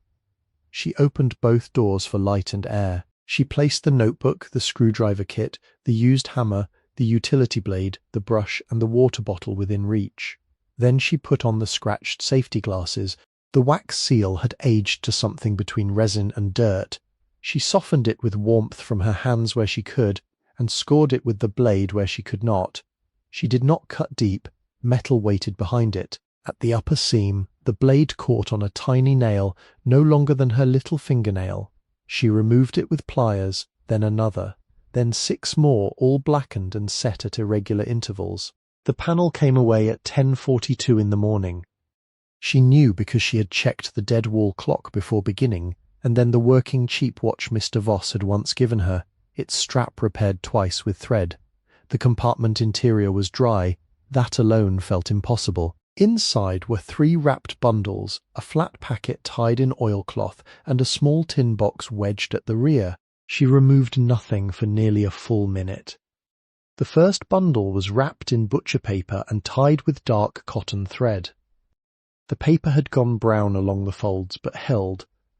Harper placed it on the tarp, untied the thread, and opened it with 2 fingers at each crease. Tools. Not valuable to a collector at first glance, more valuable to a hand that understood them. A set of jeweler's screwdrivers with wooden handles worn smooth by use. 2 small coil-winding forms, a brass burnishing tool, a spring hook, a hand vise. A sable brush wrapped in wax paper, still soft at the tip because someone had stored it as if tomorrow mattered. Beneath them lay a folded piece of linen with 3 needles used for tracing fine black outlines on glass. The second bundle held raw material. Thin sheets of mirrored backing foil, small envelopes of pigment powder labelled in fountain pen, vermilion, chrome yellow, lamp black, cobalt blue, zinc white, 2 sealed glass vials, each wrapped in cotton, 1 labelled dammar, the other shellac. There was also a packet of gold leaf so thin that Harper did not breathe when she opened it enough to see the dim shine inside. The third bundle was heavier. It held ledgers. Not account ledgers in the ordinary sense, though there were numbers. These were repair books, machine by machine, year by year. Silver Tide appeared in the first one not as a manufactured title she could look up, but as a custom conversion built from another cabinet in 1958. The handwriting was tight, slanted, familiar, only because she had seen its echo in Mr. Voss's old notebook. Replace upper rollover. Retheme for Shore Arcade. Backglass painted by LV. Coin vault modified. Do not discard. Harper read the last 3 words twice. The flat packet in oilcloth contained papers stiffened by age, but protected from damp. She did not unfold them yet. A letter lay on top, sealed in an envelope gone ivory at the edges. The front bore no name, only one sentence, for the one who repairs before selling. Harper set it down as if it contained heat. The tin box remained. It had once held tobacco, judging by the faint lettering under rust, but its lid had been soldered shut along two sides. She worked slowly, scoring the solder, then bending it back with the smallest flat blade. When the seal gave, the lid opened with a dry pop, and inside were coins wrapped in paper rolls, cloth packets, and one object resting on a square of dark felt. The first roll held silver quarters. Not modern quarters. Standing Liberty, their dates worn on many but visible on some, 1927, 1929, 1930. The second roll held Mercury dimes. The third held Walking Liberty $half, heavy and pale in the light. A cloth packet held Morgan dollars, some from the 1880s, their faces stern beneath tarnish. Another packet held peace dollars, softer in expression, stacked with paper between them. There were Barber halves, 2 seated Liberty dimes, and a small envelope marked bad coin, but silver, which contained a bent $half pierced through the top, as if someone had once worn it around the neck. Harper did not know values. She knew enough to stop touching them with bare fingers. She used the linen from the first bundle, folded it across her palm, and counted. The face value alone came slowly because silver coins carry their worth in denominations too modest for their metal. Dimes made stacks of 10, quarters became columns of 4, halves settled in pairs, dollars rang differently when moved, a lower note more certain. She counted once, then again, then made columns in the notebook. Face value did not equal collector value, and collector value did not equal money available to live on. Mr. Voss would have insisted on distinctions. The rolls and packets came to $1,742.50 in face value. But inside the tin lid, folded beneath the felt, was an older inventory written in the same slanted hand. It listed each coin by type, date group, condition note, and an estimated value as of August 1978. At the bottom, in darker ink, someone later had written, appraised 1999, silver and numismatic value, $45,000. Do not sell except for repair of building or survival of trade. Harper stared at the line until the numbers stopped behaving like numbers. $45,000 did not sit in that tin like a prize. It sat like responsibility. It did not feel spendable. It felt witnessed. The object on the felt was not a coin. It was a military medal. The ribbon faded and frayed at the fold, the metal dark with age. Harper lifted it only after covering her fingers. The inscription on the back was worn but readable under the flashlight. For service, 1944, there was a name below, but grime filled the letters, and she would not scrape it without knowing how. She set the medal beside the letter, not with the money. Some objects refused to be counted with others. Then she unfolded the oilcloth papers. The top sheet was not a deed. It was stranger. A lease agreement, drawn in legal language on heavy paper, between an amusement company long gone and the Voss family business, granting use of the repair structure and associated service rights for the lifetime of the boardwalk amusement parcel, with renewal terms written so broadly that even Harper, who was no lawyer, understood why it had been hidden. There were signatures, seals, amendments, and a 1,956 attachment naming rights to maintain, restore, and operate repair services on the site, so long as the structure was kept in working order. She read enough to know she did not understand enough. That was all. Panic came then, but not loudly. It entered through her hands. They began to shake, and because she was holding paper, she laid everything down before the tremor could tear what age had preserved. She stood, walked to the rear door. and stepped outside into the service lane. The day was bright. Too bright. A gull stood on the fence and looked at her with one pale, merciless eye. The walnut leaves moved in the sea wind. The brown dog behind the neighbouring fence lifted its head from its paws, assessed her, and did not bark. Farther away, the boardwalk carried ordinary noises, wheels over planks, someone laughing, a vendor calling out an order number. None of them knew what lay on the tarp inside the condemned repair shop. None of them had to know yet. Harper went back in and did the only thing she trusted. She made the inventory exact. Tin box contents. Number of rolls. Coin types. Face value. Appraisal note. Medal. Service year. Letter unopened. Lease packet. Not fully reviewed. Tools. Pigments. Ledgers. Cedar disc marked IV. Compartment location. Panel condition. Time opened. Weather clear. No witnesses. She signed the notebook entry at the bottom, not because anyone required it, but because truth deserved a name attached to it. Then she wrapped each thing again. The coins went back in the tin back into the hidden compartment, the panel loosely replaced but not sealed. The tools and pigment bundles she placed in a drawer beneath the bench, dry and elevated, the letter she set on the workbench in front of her and did not open, the lease packet she wrapped again in oilcloth and slid beneath the notebook. All afternoon, the envelope waited. She worked around it. She cleaned the coin door. She brushed rust flakes from Silvertide's front rail. She drank water. She checked the roof bucket. She swept the front room until her shoulders burned. The letter remained where she had placed it, plain and ivory and patient, for the one who repairs before selling. By evening, the shop had cooled.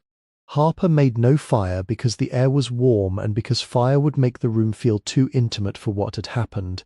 She carried the medal outside, still wrapped in linen, and sat on the back step beneath the walnut trees. From there, between buildings, she could see a narrow piece of water beyond the boardwalk. The Atlantic was not beautiful in the postcard sense at that hour. It was pewter, restless, marked by scraps of reflected light that broke apart as soon as they formed. She watched it until her breathing slowed. She had spent 6 weeks learning how little a person could possess and still wake in the morning. Now, a sealed cashbox inside a ruined machine had placed more money near her than anyone in her family had ever kept cleanly, and she understood at once that finding it did not make her safe. It made her answerable. The medal lay in her lap. A coin gull cried. A door closed somewhere behind the brighter shops. The old man's yellow dog barked once from the balcony and then settled again into silence. Harper thought of Mrs. Kettle's brass stamp, of Mr. Merrick's ledger, of the librarian's 2 quarters placed like ordinary change on the desk.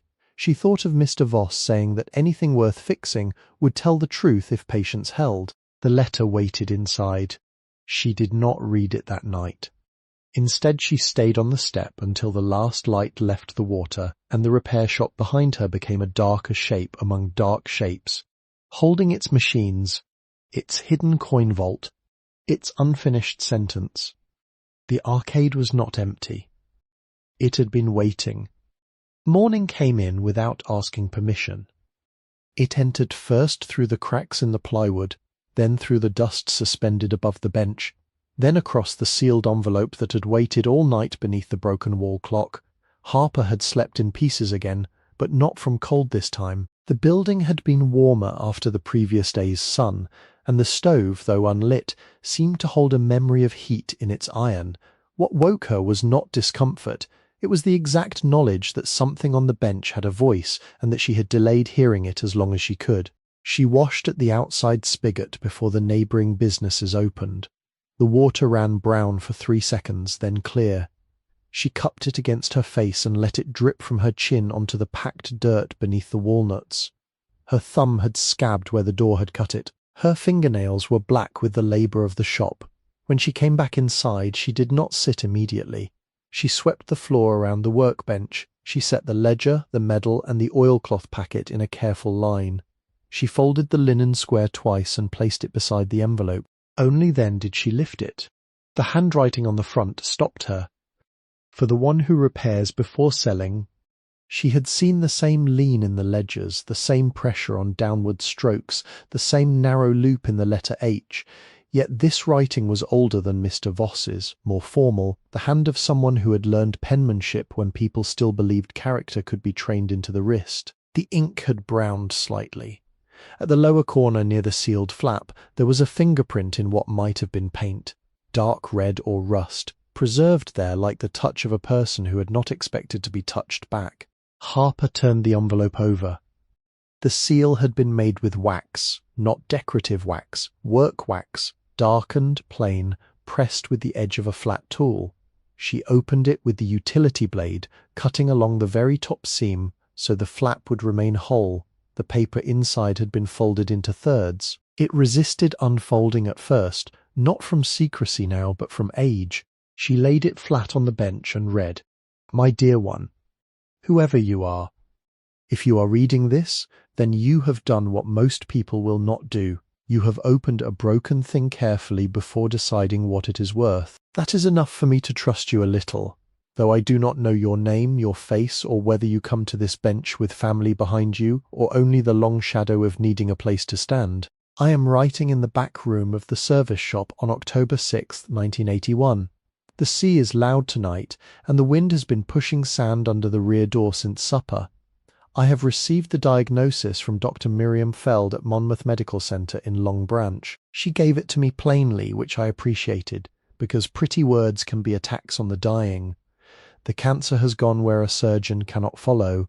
She says I may have months if the winter is gentle and less if it is not. I have no wish to turn this letter into a sickbed account. Bodies are like machines in one respect only. They tell the truth even when the owner bargains. My name is Lenora Voss. I was born Lenora Bell in 1919 in Elizabeth, New Jersey, and married Samuel Voss in the summer of 1940. 3 months before the boardwalk began closing early for fear the whole world would catch fire. Samuel was the son of Matthias Voss, born in 1887 in Hoboken, who learned cabinet making from his father, August Voss, a German immigrant from Bremen who first repaired carousel organs and penny arcade machines when those were still regarded as marvels instead of clutter. August's wife, Elise, painted decorative panels for storefronts and carnival wagons, and it was said in the family that her roses looked wet even in August dust. Their son Matthias came south to Asbury Park in 1908, chasing work along the amusement piers. He married Ruth Adler, whose people had come from Paterson, where her brothers worked silk looms and hated every closed window in the mill. Matthias could cut a cabinet square by eye, but Ruth could understand a mechanism by sound. She was the first in this family to repair a coin slide without looking inside it. Their son Samuel inherited his father's hands and his mother's listening. I inherited neither by blood, but marriage is a strange apprenticeship. I learned because the work was there and because Samuel never once said a wife did not need to know the inside of a machine. This shop became ours in all but law on May 14th, 1956, the day the amusement company signed the lifetime service lease after the North Arcade fire. The fire began at 2:17 in the morning, or so the fire marshal wrote, in a popcorn kettle left cooling with the current still live. By dawn, 2 blocks smelled of wet ash and scorched sugar.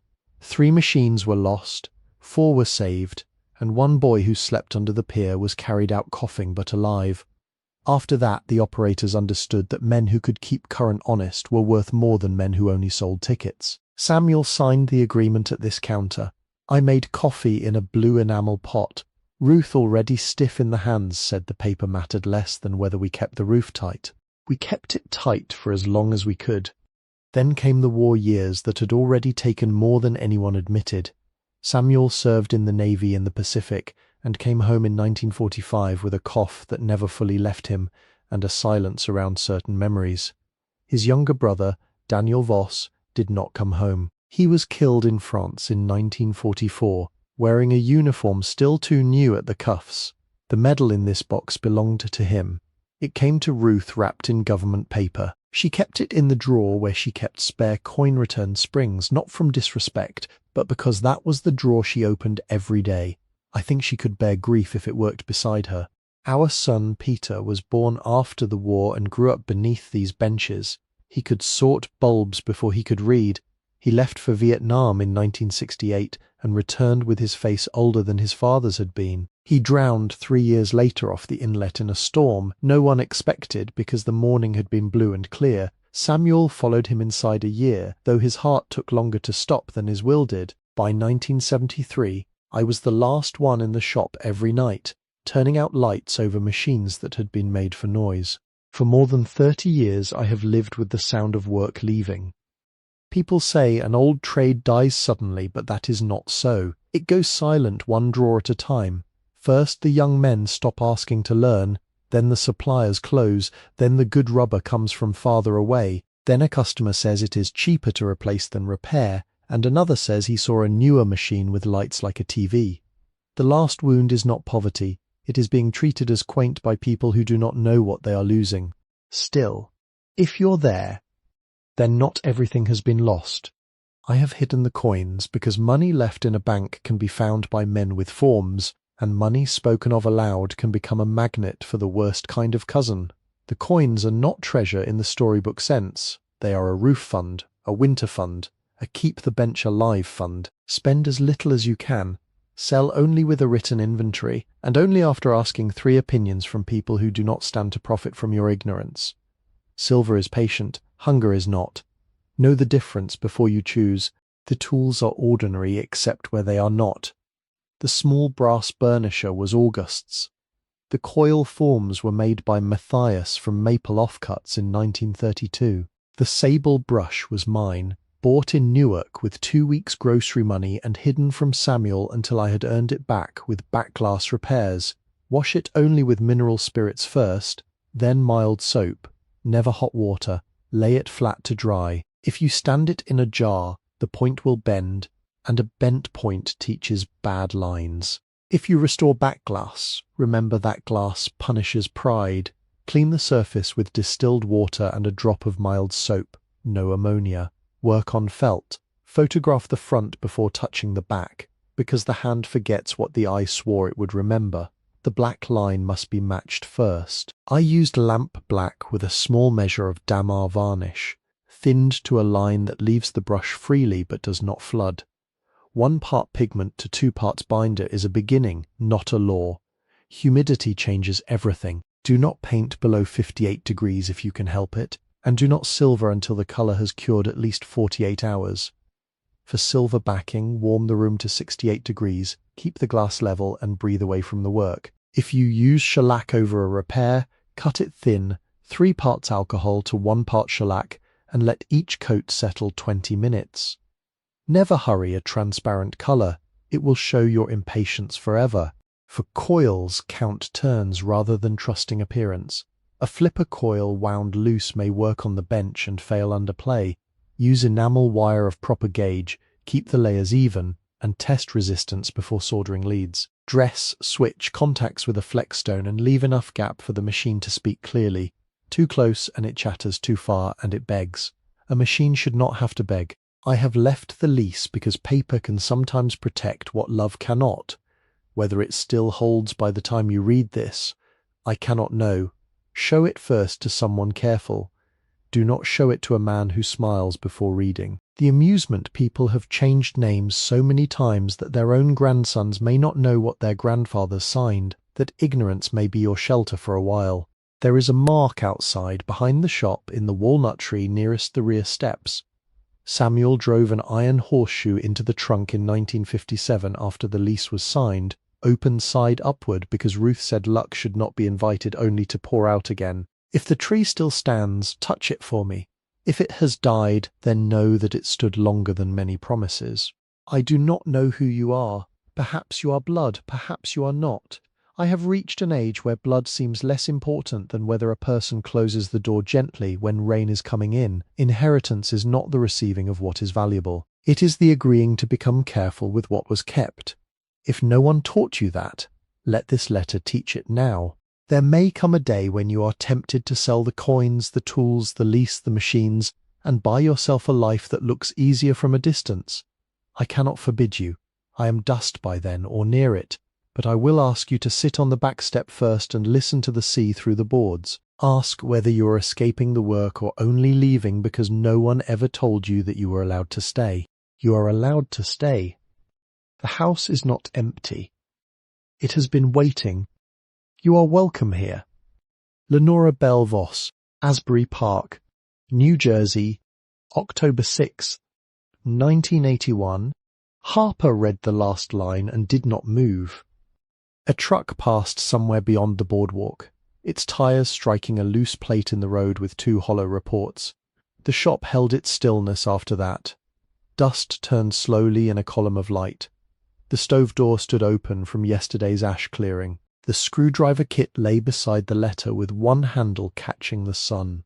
She read it again. The second reading was slower, not because the words had become clearer, but because they had become heavier.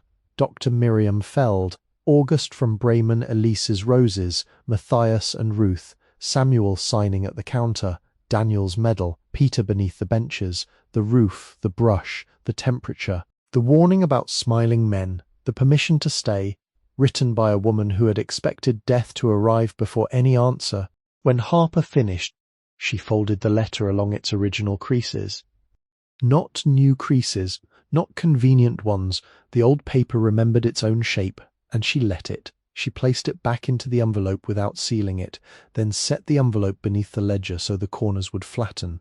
Her hands were steady, her face had gone very still. She wiped the bench with the dry side of the linen square, though there was nothing on it that needed wiping.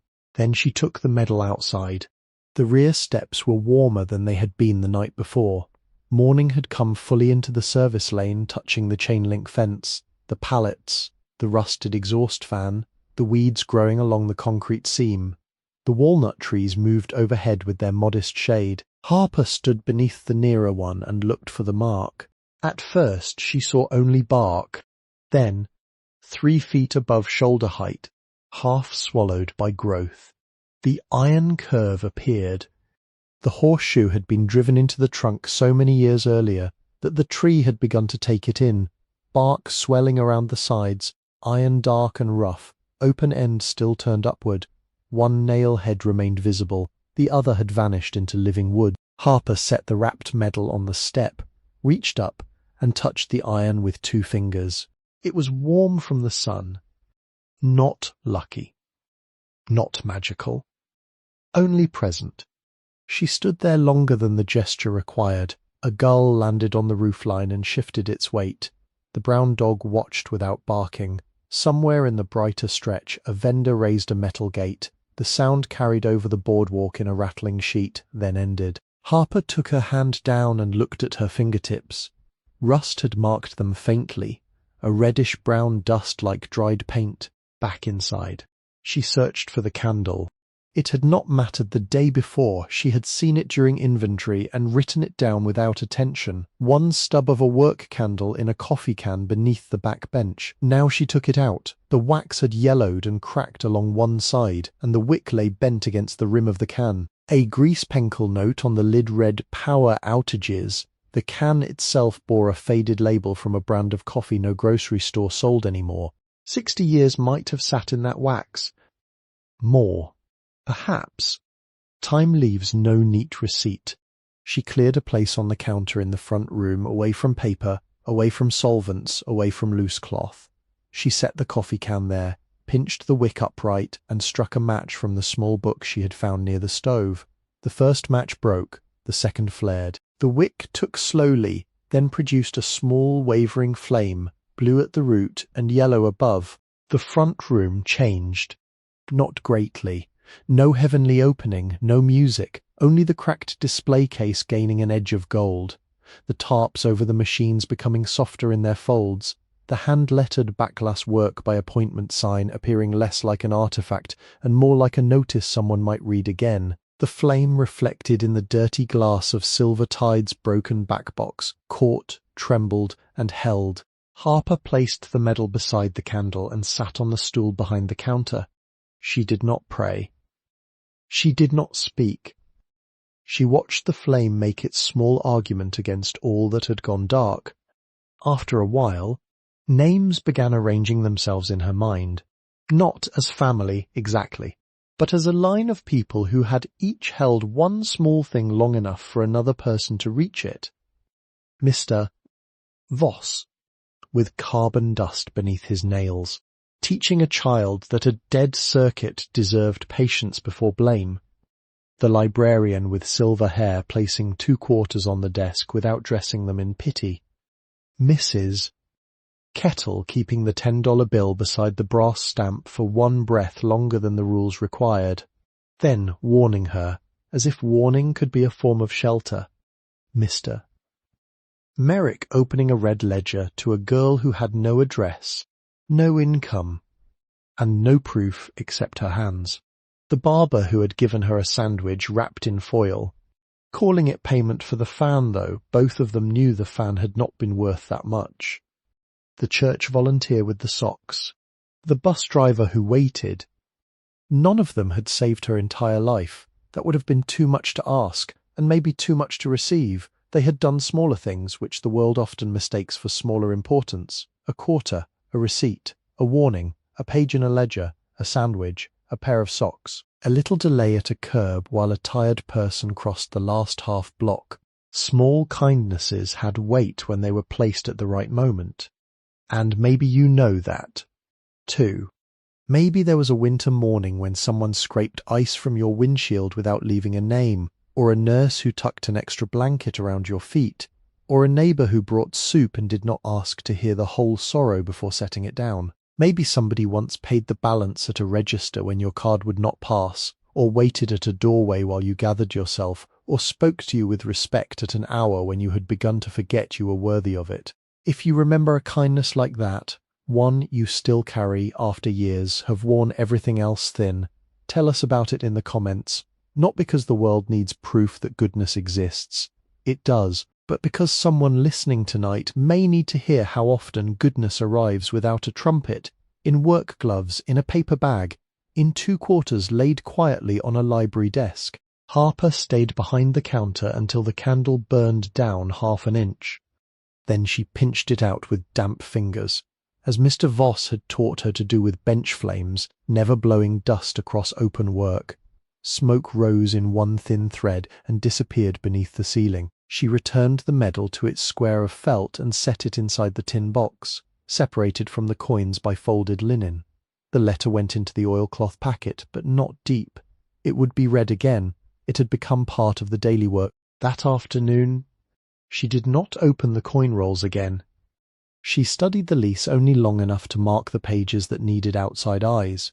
She copied the names from the letter into the back of her notebook, leaving space beneath each one. August Voss, Elise Voss, Matthias Voss, Ruth Adler Voss, Samuel Voss, Lenora Bell Voss, Daniel Voss, Peter Voss, Isidore Voss. The pencil moved slowly.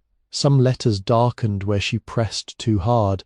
Near dusk, she carried the ledgers to the driest shelf and raised them on 2 bricks so no floor damp could reach them. She wrapped the backglass pigments in paper. She placed the sable brush in the top drawer, where it would not be crushed. She checked the cedar disc twice before setting it in a parts tin marked special, then crossed out the old word and wrote found. The stove remained unlit. The air did not need heat. Before sleeping, she took the screwdriver kit, the letter, the notebook, and the small bundle of heirloom tools and arranged them beside her pallet of newspapers. Not under her head, not hidden beneath her shirt, not clutched like possessions in a bus shelter. Beside her, as if they had a right to rest there. 2. Outside, the boardwalk emptied by degrees. The service lane settled. The walnut leaves darkened into one shape against the last diluted light. The horseshoe in the tree held what daylight remained for a brief moment, then gave it back. Harper lay on her side facing the workbench. The building made its usual night sounds, roof tick, pipe click, mouse scratch, sign tap, sea breath. She listened to each in turn, not trying to make them into language too quickly. The letter had given her enough words for one day. Her hand rested open on the floorboards, palm down, feeling the faint vibration of the old structure as wind moved under the boardwalk and through the sealed front room. For the first time since the porch, she did not sleep with one arm wrapped around her backpack. The tools slept beside her. The letter slept beside her. And in the dark above the coin vault, Silvertide stood broken, patient, and no longer entirely alone. On December 4th, the first snow came sideways off the Atlantic and laid 4 inches over the boardwalk before noon. It did not fall with the softness people like to remember. It came in hard grains, tapping the plywood seams, whitening the narrow service lane, settling in the gutter that already sagged beneath sand and weed roots. By afternoon the brighter blocks had turned festive under it, with store windows showing paper snowflakes and electric candles, but beyond the active stretch, snow only clarified neglect. Every dip in the roof showed, every warped board carried a white line. Every leak announced where the building had been losing its argument for years. Inside, the first drops began before the storm ended. They came through the patched seam above the workbench, into the bucket Harper had carried down from the loft. At first they fell slowly enough to count, then a second leak opened above the passage to the front room, and a third began near the inland wall where the stovepipe met brick. Harper moved the tarps, set coffee cans beneath 2 drips, and marked each location on her roof sketch with a pencil that had to be sharpened twice because damp softened the wood. She read Chapter 3 of Mr. Merrick's manual that night. Then she read it again before dawn. Then a third time after walking to the public restroom through snow that had frozen into ridges across the boardwalk planks.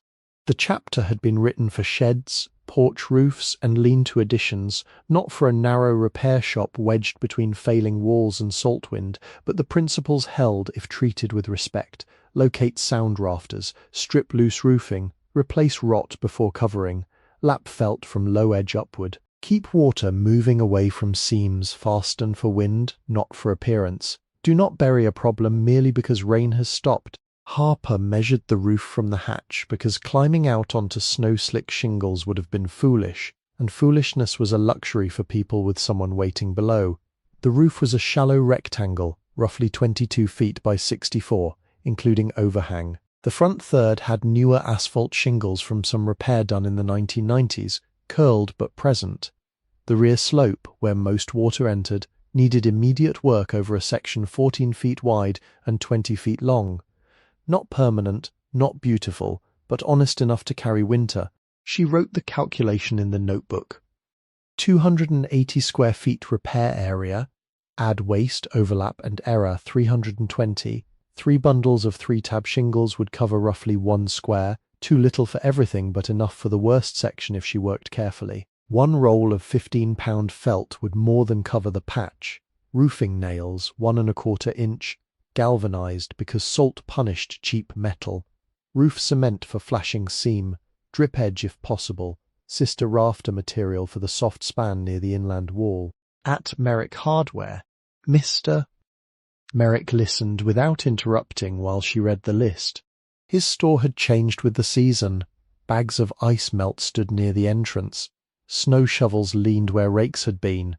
A string of coloured bulbs hung over the counter, though only 6 worked and 1 blinked in a slow, irregular way that Harper wanted to fix. Mr. Merrick wore a wool vest under his work shirt and kept a mug of coffee near the register, black and unattended.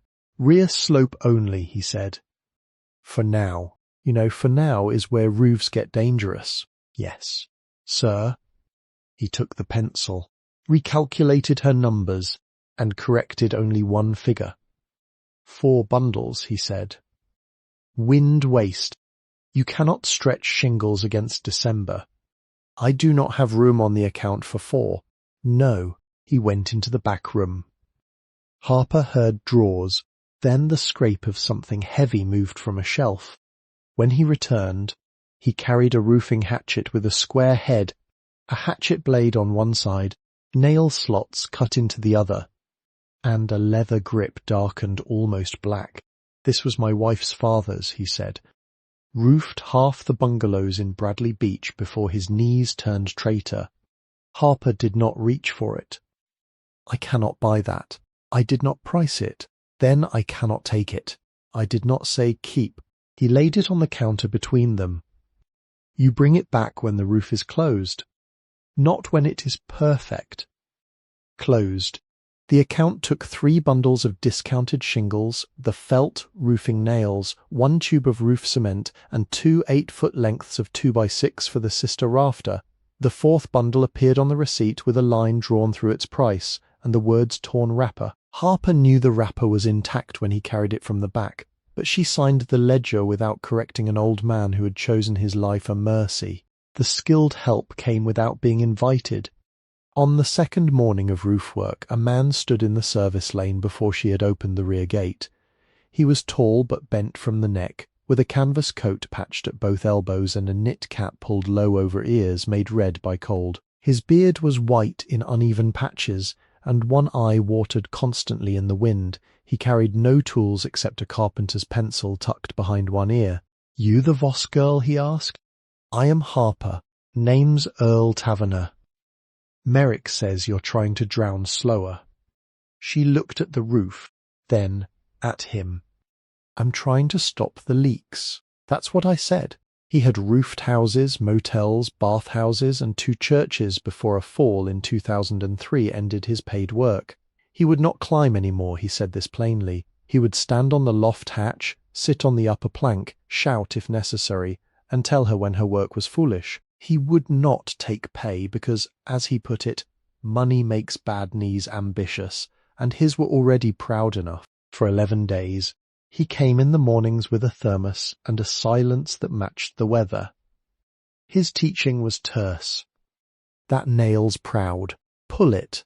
Lines wandering. Snap it again. Do not bridge rot. Cut back farther. The sister rafter took 2 days because the damaged span had to be uncovered from below first. Harper pulled down the stained plaster above the workbench, wearing the dust mask and gloves, and exposed a rafter darkened at the outer edge, but still carrying some heartwood. Earl had her cut the new 2x6 to length, hold it tight against the old, and fasten it with staggered 3-inch structural screws every 16 inches, clamping where she could, bracing with her shoulder where she could not. "Not pretty," he said. "Will it hold?" Pretty was not the question. On the roof, he taught chalk line work like a moral discipline. Hook the line, pull tight, lift clean, let it snap once. Do not blur the mark by admiring it. He showed her, from the hatch, how to stagger shingle joints and cut tabs so the seams would not invite water into the same path. He made her redo the first row because she had crowded the overhang. "Water needs a reason to leave," he said. The 3-stroke nail became part of her hands by the 7th day. First stroke to set, second to drive, third to seat, not crush. When she hit too hard, Earl said nothing. He only pointed at the bruised shingle, and she pulled the nail before he asked. Her knees ached from the roof's shallow pitch. Her palms blistered beneath the jersey gloves. Cold worked through the felt into her bones whenever the wind shifted from the ocean. Snow melted, froze, and returned in crusts along the service lane. Each evening she climbed down slower than she had climbed up. She carried torn shingles to the trash pile, swept grit from the workbench, and warmed her hands over the cast-iron stove before writing what had been done that day. December 8th, stripped rear seam, exposed rot, no new leak. December 10th, sister rafter complete, felt laid lower half. December 13th, shingles to ridge patch, flashing cement applied. December 15th, gutter cleared, drip edge improvised from salvaged metal along rear only. Earl missed one morning because his knees had swollen in the night. He arrived after lunch anyway and sat on an overturned bucket in the lane, looking up at the roof with the severity of a church elder examining doctrine. "Last row," he said. "Yes, sir. Cut clean. Do not get sentimental." By mid-December, the roof was closed, not restored, not finished, not worthy of admiration from a passing contractor. But when the next rain came, The bucket beneath the workbench remained empty. Harper stood beside it for a long time, listening to water strike above her and move away from the seams the way water was supposed to do. Earl, from the rear doorway, nodded once and took back the roofing hatchet. "Now you can begin," he said. January entered through the brick. The roof no longer bled, but the chimney, which had drawn enough for a modest fire, began to show its deeper injuries when hard cold settled over the shore. Spalling bricks flaked along the inland face. Powdered mortar fell onto the stove pad in pale grains whenever the wind pressed from the west. One joint near the thimble had opened wide enough that Harper could slide the flat blade of a screwdriver into it without forcing. The chimney was breathing, but it was also coming apart one winter night at a time. Mr. Merrick came to look on January 3rd. He stood in the back room with his hands in his coat pockets. Hearing aid turned low against the stove's small ticking noises. He did not touch the brick at first. He only leaned close, frowned, then rubbed a mortar joint between thumb and forefinger. It crumbled into dust. "Portland patch," he said. "Is that bad?" "Wrong kind of hard. Old brick wants lime. Somebody made a prison around it, and the faces popped trying to get free." He pointed to the damaged area. The failed repair was visible once he named it, a grey strip harder and colder than the surrounding joints, proud in places and cracked in others. Harper wrote down the phrase, "wrong kind of hard."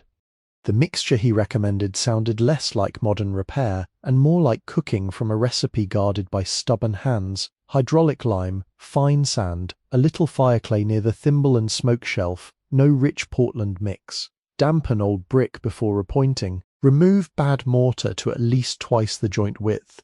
Deeper where loose. Pack in lifts. Tool the joint when thumbprint firm, not wet, not dry. He wrote the ratios on the back of a receipt. 3 parts sharp sand. 1 part natural hydraulic lime. For heat-exposed joints, 2 parts sand. Vone part lime. Vone half part fireclay.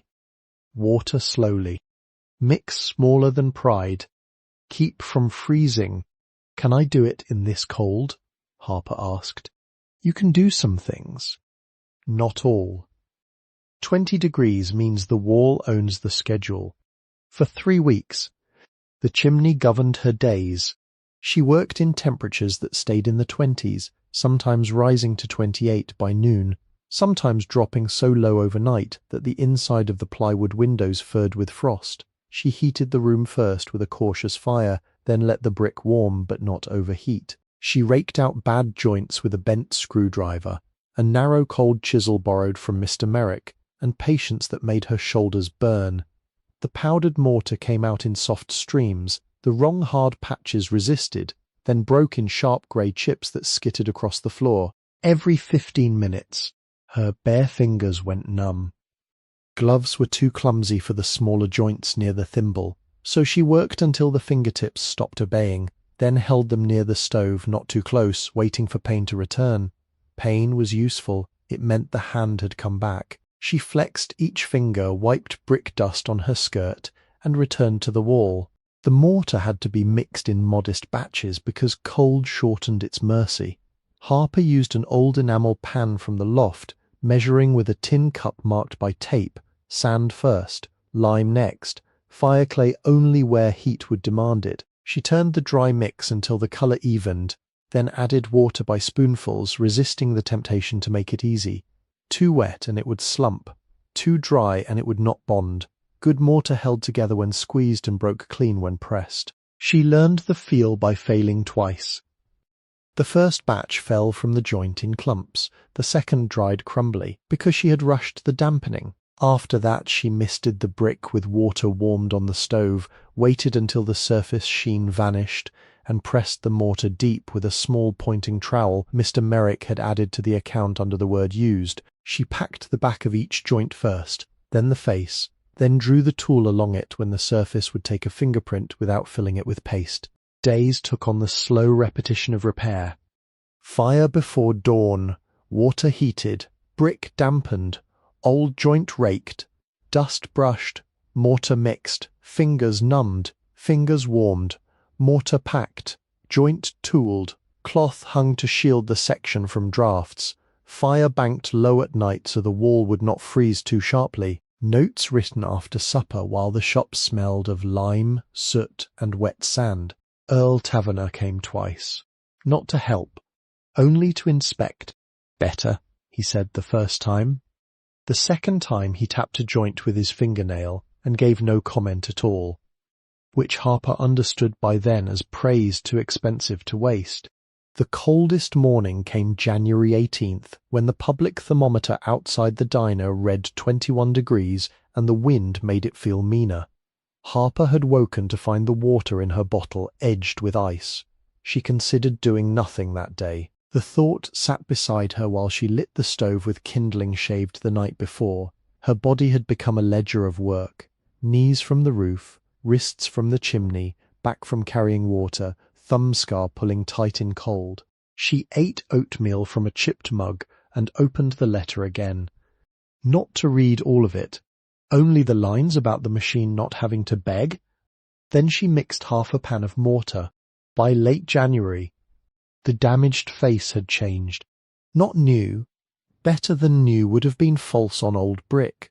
The chimney remained weathered, dark, uneven, and marked by the hands that had touched it before hers, but the joints were filled with a softer honesty. The spalled bricks had been left where they still held because removing every scar would have weakened the wall around the thimble.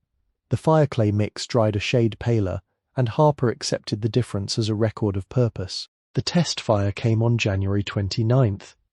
She opened the damper fully, checked the clean out, cleared the stovepipe, and set a small fire no larger than her two hands. Paper twist, thin kindling, one dry pallet strip. The flame rose, bent toward the flue, and held. Harper went outside through the rear door and stood in the service lane looking up. Smoke lifted from the chimney in a clean, narrow column. It did not seep from the joints. It did not back into the room. It did not darken the wall around the thimble. It rose, pale against the winter sky, and the wind took it apart above the roofline. Mr. Merrick, who had come without saying he would, stood at the gate with both hands resting on the top rail. "She draws," he said. "Yes, sir. Then she'll keep you alive another month." Inside, the stove warmed the workroom slowly, deliberately, and with less complaint than before. Harper stood near it until her fingers tingled, then wrote the date in the notebook beside 3 words. "Smoke goes clean." The floors had been waiting beneath every task, patient in their damage and impossible to ignore. Once the roof was closed and the chimney drew clean, Harper could no longer pretend that the boards underfoot were merely uneven. The front room floor was white pine, wide plank laid with hand-cut rosehead nails that caught the flashlight when she swept at an angle. Some boards had darkened from foot traffic until their grain looked almost smoky. Others had bleached where sun had entered before the plywood, near the front counter. Years of customers had worn a shallow path not visible from standing, but felt through the knees when she crouched to clean. The damaged sections were fewer than she had feared and more serious than she had hoped. 3 boards near the passage had rotted at the ends where water had travelled from the roof leak. One plank beneath Silver Tide had cupped badly, lifting along the edge. The sag near the inland wall came not from the boards themselves, but from a joist that would need future work below. Future, Harper wrote, then boxed the word, not forgotten, not today. She began by pulling every loose nail she could safely reach. The rosehead nails were too valuable to discard and too old to treat roughly. She worked the pry bar beneath each lifted head with a thin shim of scrap wood to protect the pine, raising a little, shifting, raising again. When a nail came free whole, she placed it in a jar. When one broke, she marked the hole. The used hammer's claw was too blunt for the smallest heads, so Mr. Merrick lent her a cat's paw, warning her that it would ruin the floor if her hand got angry. "Do not pry from temper," he said. "Yes, sir." The rental sander came from a tool shop inland, $14 a day for the random orbit model with a dust bag patched in 2 places. Harper rented it for 1 day only, because 1 day was what the account and the coin she had sold could bear. She had chosen a common silver quarter, too worn for collector reverence, taking it first to a coin shop recommended by Mr. Merrick, receiving far less than the hidden appraisal might have promised, and feeling better for that. It bought sandpaper, dust filters, oil, and the rental. 1 coin, no more. She prepared for the sander as if preparing for weather. Every machine was covered with tarps. The backglass tools were wrapped and sealed in a drawer.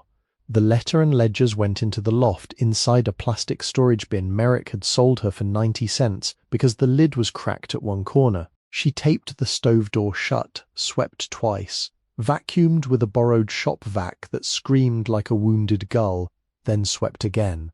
The first pass was 80 grit. It did not make the boards beautiful. It made them honest. Grey lifted, old varnish came away in stubborn islands. Dark stains remained where they had entered deeply, and Harper did not chase all of them, because sanding an old floor into thinness for the sake of vanity was another kind of violence. She moved with the grain when possible, overlapping each pass, keeping the sander flat and never lingering where a scar tempted her. The work was loud enough to fill her skull. After 2 hours, her hands buzzed when the machine was off. After 4, her shoulders had become separate burdens. The dust bag filled quickly and she emptied it into contractor bags outside, watching pale pine powder blow across the frozen service lane. The brown dog sneezed at it through the fence and retreated behind a trash can.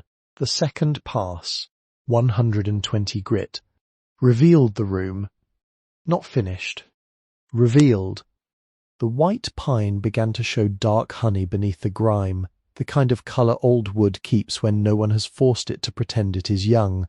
The worn path near the counter remained darker, and Harper let it remain. Customers had stood there, mechanics had crossed there, perhaps Lenora had carried coffee there.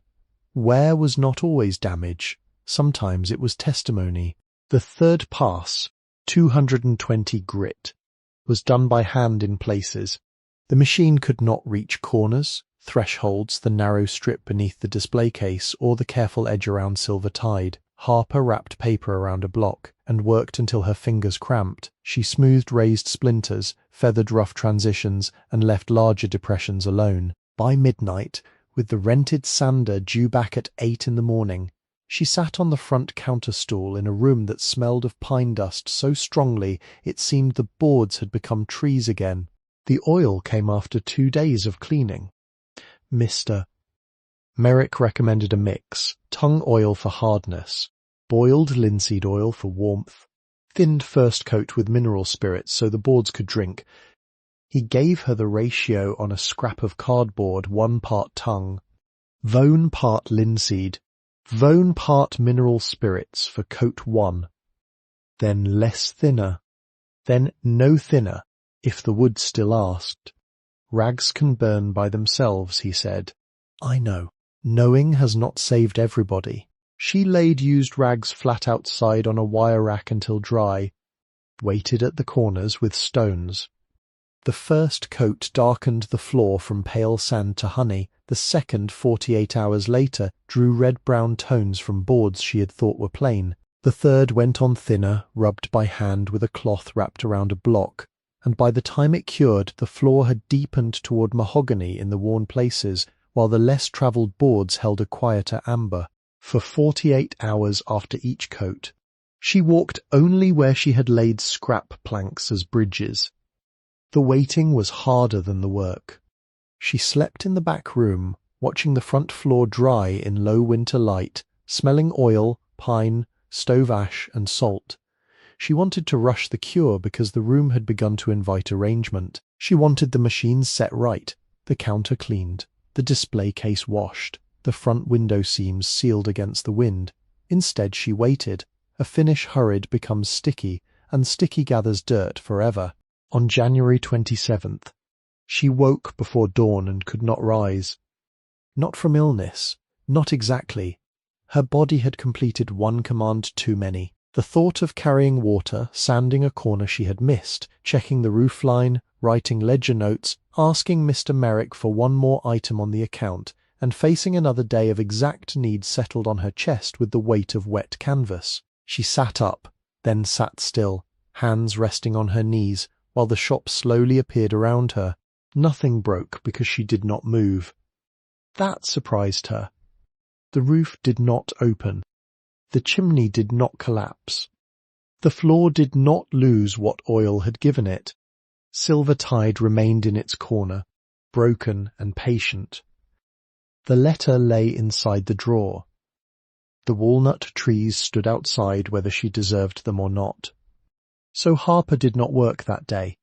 She walked south until the boardwalk gave way to a marshy edge beyond a service road, where winter reeds stood beige and brittle under a low sky. A great blue heron stood in the shallows with one leg lifted, still enough to be mistaken for carved wood. Harper sat on a cold piece of concrete and watched it for almost an hour. The bird did not hurry. It let the water move, it let the wind move. When it struck, the motion was so exact that there seemed to have been no decision, only readiness completed. Harper ate an apple from the cafe owner's paper bag and did not open the notebook. That evening, she returned to the shop with cold cheeks and empty hands. The floor was still curing. The stove was out. The machines waited without accusation. The arcade was not empty. It had been waiting. February brought light as a problem to be repaired. There were 8 windows in the building if the boarded front display panes were counted separately from the upper sash. 3 had no glass at all behind their plywood covers. 4 were cracked in ways that let wind pass through every change in weather. 1 high on the inland wall above the workbench was original to the structure's early amusement years, wavy and imperfect, with tiny bubbles held inside the pane like breath.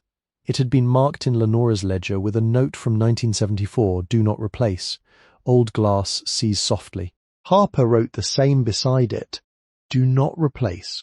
Removing the plywood from the first rear window took all morning because whoever covered it had used screws, nails, and 1 bent bolt with a washer larger than a quarter. The board came away in reluctant stages, releasing dust, a curled hornet nest, and one smell of wet wood that made Harper pause before continuing.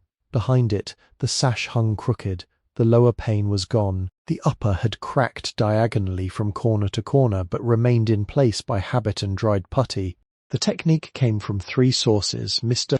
Merrick's manual, a glazing pamphlet from 1963 found in the loft, and the hardware owner himself, who demonstrated on a scrap sash across his counter with the patience of a man repeating something worth preserving. "Remove old points," he said. "Do not gouge the rabbit. Bed the glass. Press, do not mash. Points every 8 inches. Putty like this." He rolled DAP 33 glazing putty between his palms until it warmed, then pressed it along the edge with a putty knife held at an angle.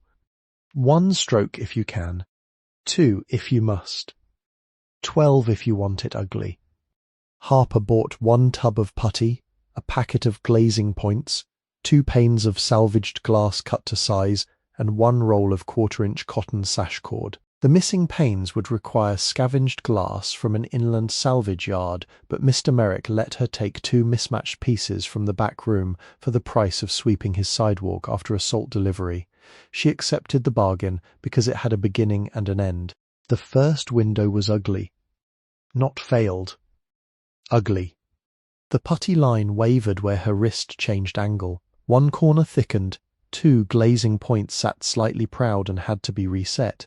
She scraped the worst edge and did it again, reminding herself that the purpose of the first window was to teach the hand, not satisfy the eye. By evening the sash held glass. The wind no longer entered through a fist-sized absence, and the room seemed less provisional by 1 square of light. The second window taught rope. Inside the casing, behind the trim, the old sash weights still hung in their pockets, iron cylinders dark with dust. 1 cord had snapped completely, the other had frayed to threads.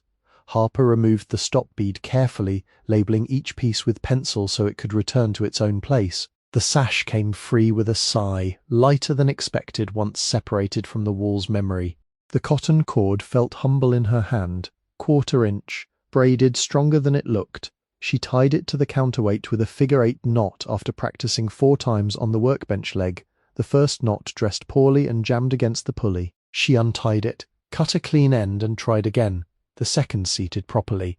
The weight descended inside the pocket with a soft, satisfying sound, neither dropping nor scraping. When she reattached the sash and lifted it, the window moved as if remembering its own manners. After that, she did the others by sequence. Remove stop. Label. Free sash. Scrape old putty. Pull points. Clean rabbit. Test glass. Bed with a thin line of putty. Set pane. Press gently. Points every 8 inches. Roll putty. Knife angle. Smooth stroke. Trim. Rehang. Replace cord if needed. T, figure 8. Check movement. Write the result. 3 no-glass windows gained panes from salvaged pieces whose slight colour differences could be seen only in certain light.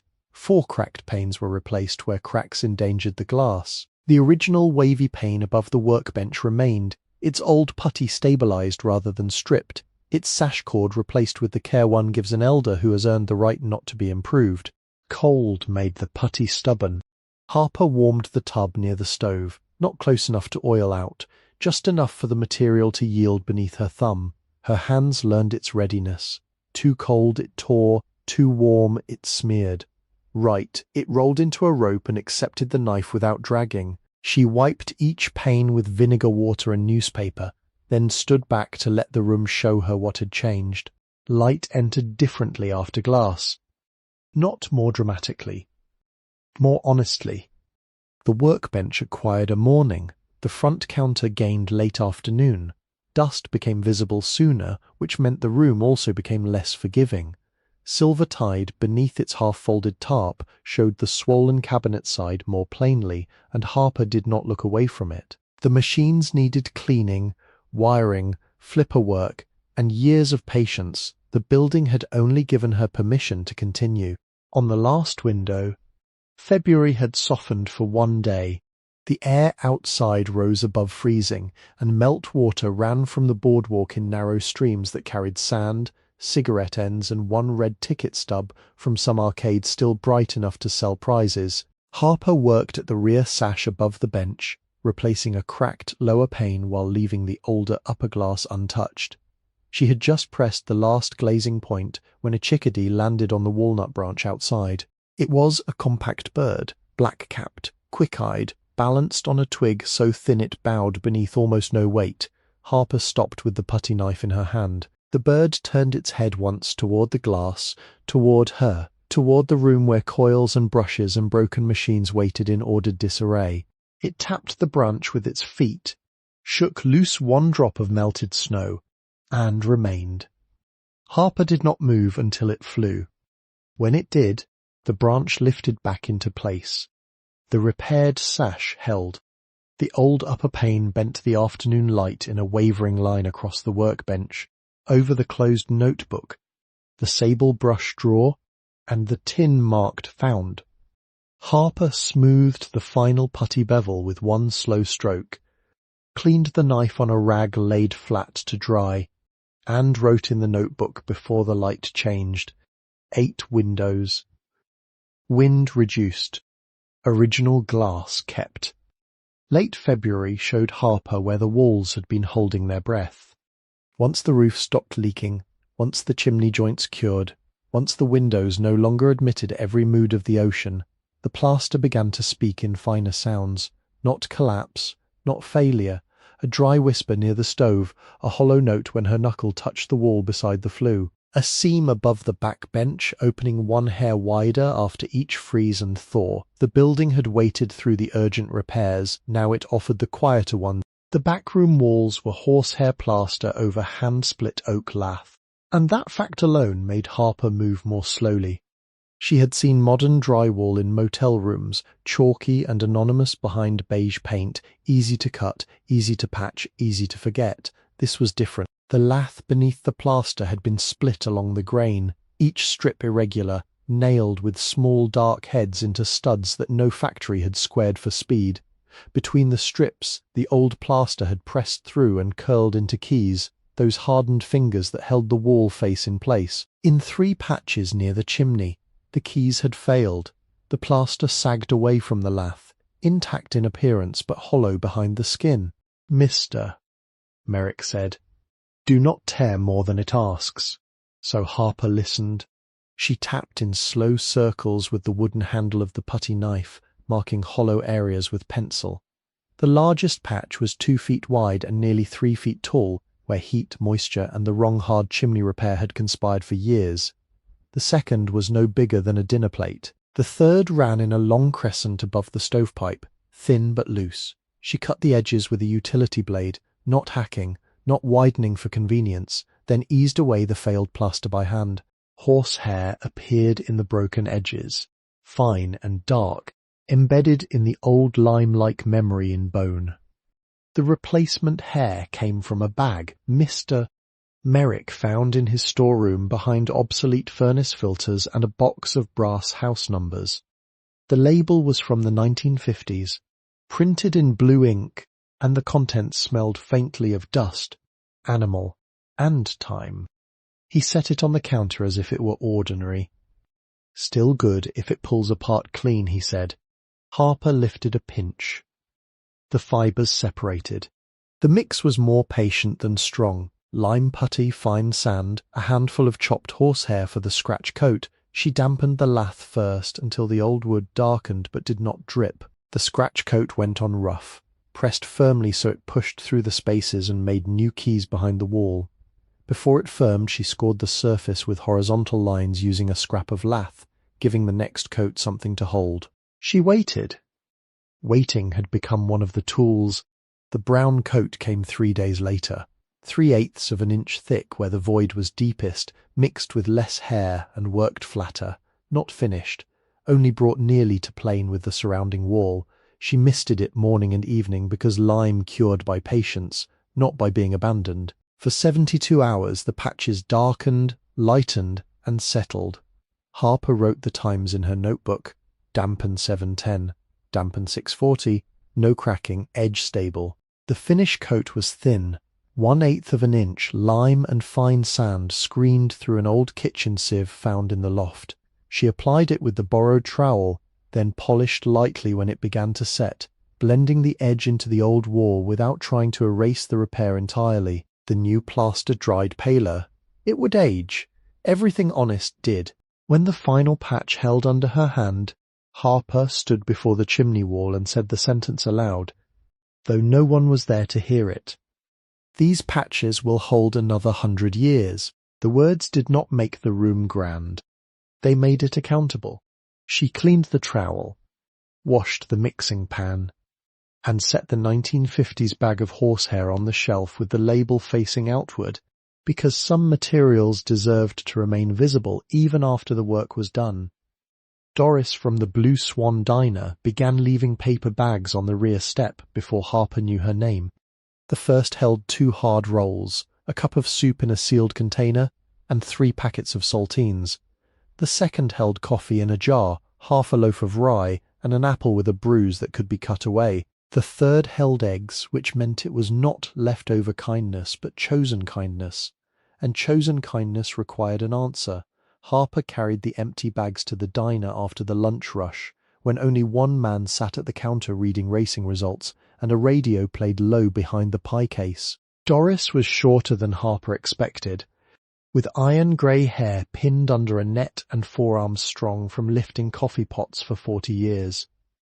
Her apron had a blue swan embroidered over one pocket, and her shoes made no sound on the tile.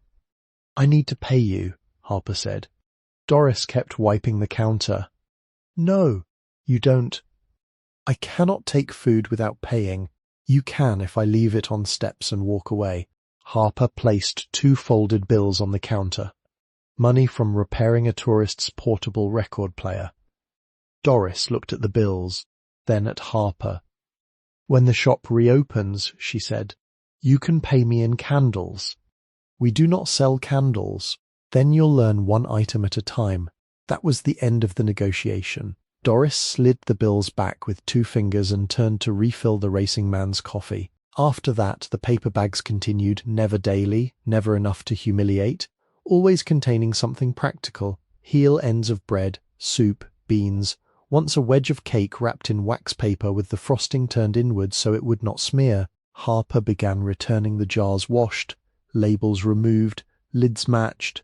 Doris accepted them without comment. Caleb arrived with a Schwinn bike and a splitting maul balanced across the handlebars. He was 16 or 17, narrow in the shoulders but not weak, with hair that fell into his eyes and a habit of looking at work instead of faces. The bike was green, chipped along the frame, with a milk crate wired to the back. He wore a hoodie under a canvas jacket and gloves too large for his hands. In the crate were 3 short lengths of hardwood cut from a fallen limb. "You need stove wood?" he asked. Harper looked from the maul to the wood. "Sometimes. My mother said," he began, then stopped. Harper waited. "About your grandfather. He was my great-uncle. Still." He set the wood near the rear door and lifted the maul. The first strike split a piece cleanly. The second glanced and bit only halfway. Caleb pulled the head free with embarrassment stiffening his neck. Harper did not correct him. By the 5th log, he had found a rhythm. By the 10th, he was sweating in the cold. When she offered money, he shook his head. "My mother said." "About your grandfather." It seemed to be all the explanation he had brought. Later, she learned that Mr. Voss had repaired an electric wheelchair lift for Caleb's grandmother after the manufacturer stopped making the part, machining a bracket from scrap and refusing payment beyond a plate of lasagna. Caleb came twice a week through March, sometimes with wood, sometimes only to haul trash to the curb or hold a sash while Harper tied cords. He accepted water. He accepted half a sandwich once when Doris had packed 2. He would not accept cash. He did accept instruction when it had a tool attached. Harper showed him how to dress a switch contact with a flexstone, how to hold a screw so the slot did not come out, how to listen for a relay that hesitated before closing. Caleb did not speak much during those lessons. He watched. That was better. Reverend Boyd walked past every morning at 7:35. His church was inland, a brick Methodist building with a bell tower whose clock had stopped at 12:20 years earlier, but his route took him down the service lane and back along the boardwalk before office hours. He was a tall, spare man in a black coat gone green at the cuffs with polished shoes and a hat he lifted to everyone, whether tourist, vendor, dog walker, or girl repairing a condemned shop. At first Harper saw only the hat. Then, on the 5th morning, he paused by the gate. "Morning," he said. "Morning." He looked at the roof, the patched windows, the stovepipe smoke. "Steady work." "Yes, sir." After that he never stopped long enough to become a burden. He tipped his hat when he passed, and sometimes said the same 4 words, low enough that she could receive them or leave them. Mercy over this house. He did not ask whether she believed. He did not leave pamphlets. He did not offer to send ladies from the church with casseroles and questions. On hard mornings, Harper heard his shoes on the lane before she saw him. Leather against grit, deliberate and unhurried. The hat lifted. The 4 words came. Then he continued toward the water, letting prayer pass through the day without fastening itself to her sleeve. By March, the 3 of them had become part of the shop's weather. Doris with paper bags and practical refusal, Caleb with the Schwinn, wood and a silence young enough to harden or soften depending on what met it, Reverend Boyd with polished shoes, a tipped hat, and no demand that gratitude perform for him. They did not rescue Harper. They did something more durable. They allowed the repair to remain hers while placing their hands briefly, carefully beneath the weight. Harper postponed the cellar until February 11th. She had known about it since the first week because the trapdoor behind the back bench could not be mistaken for anything else. It was made of thick planks banded with iron, with a ring handle recessed into the wood and a padlock so rusted it looked fused shut. Lenora's ledgers mentioned supplies stored below. dry pigments, glass crates, winter coal, spare legs for machines, but the roof had come first, then chimney, floors, windows, plaster. The cellar waited beneath all of it, patient as a held breath under the boards. The padlock gave after 2 evenings of mineral spirits. Wire brushing, and careful taps from the used hammer. When Harper lifted the trapdoor, air rose from below in a cold mineral wave. It smelled of fieldstone, old damp coal dust and roots. She set the flashlight on the edge and sent its beam downward. 7 granite steps descended into darkness, each one worn in the middle, not deeply, but enough to prove that bodies had gone up and down carrying weight. The walls were fieldstone. The floor where the beam reached was also stone, uneven but laid with care. She waited until morning to go down. Some discoveries deserved daylight above them. The cellar measured 12 by 15 feet, wider than she expected, running beneath the back room and part of the passage. The ceiling beams were low but sound. Cobwebs hung in thick ropes from the corners. Along one wall stood empty coal bins. Along another were shelves built from rough lumber, most of them sagging but intact. A crate marked glass, do not lay on edge, held only straw. Another contained rusted legs from older machines, their levelers frozen. In the far corner, beneath a sheet of corrugated tin, lay a stack of backglass frames without glass, each wrapped in paper so fragile it broke at the first touch. At the centre of the fieldstone floor sat a single dressed granite slab. It did not belong to the rougher stones around it. It was rectangular, smooth-faced and set with its long side parallel to the joists. At one corner was a carved mark, shallow but deliberate, a small bell-shaped coil with 2 crossed brushes beneath it, the same kind of emblem Harper had seen sketched in Lenora's ledger beside special repairs.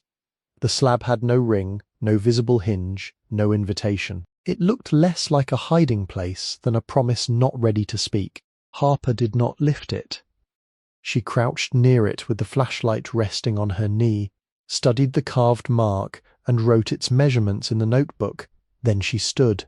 Not every sealed thing had to be opened the first day a person noticed it. The shop had already taught her that discovery without readiness could become another form of damage. On the stairs going back up, her boot struck something under the 3rd step. The sound was wooden, not stone. She knelt and reached beneath the overhang. Her fingers found a small box wedged against the side stringer, hidden by dust and shadow.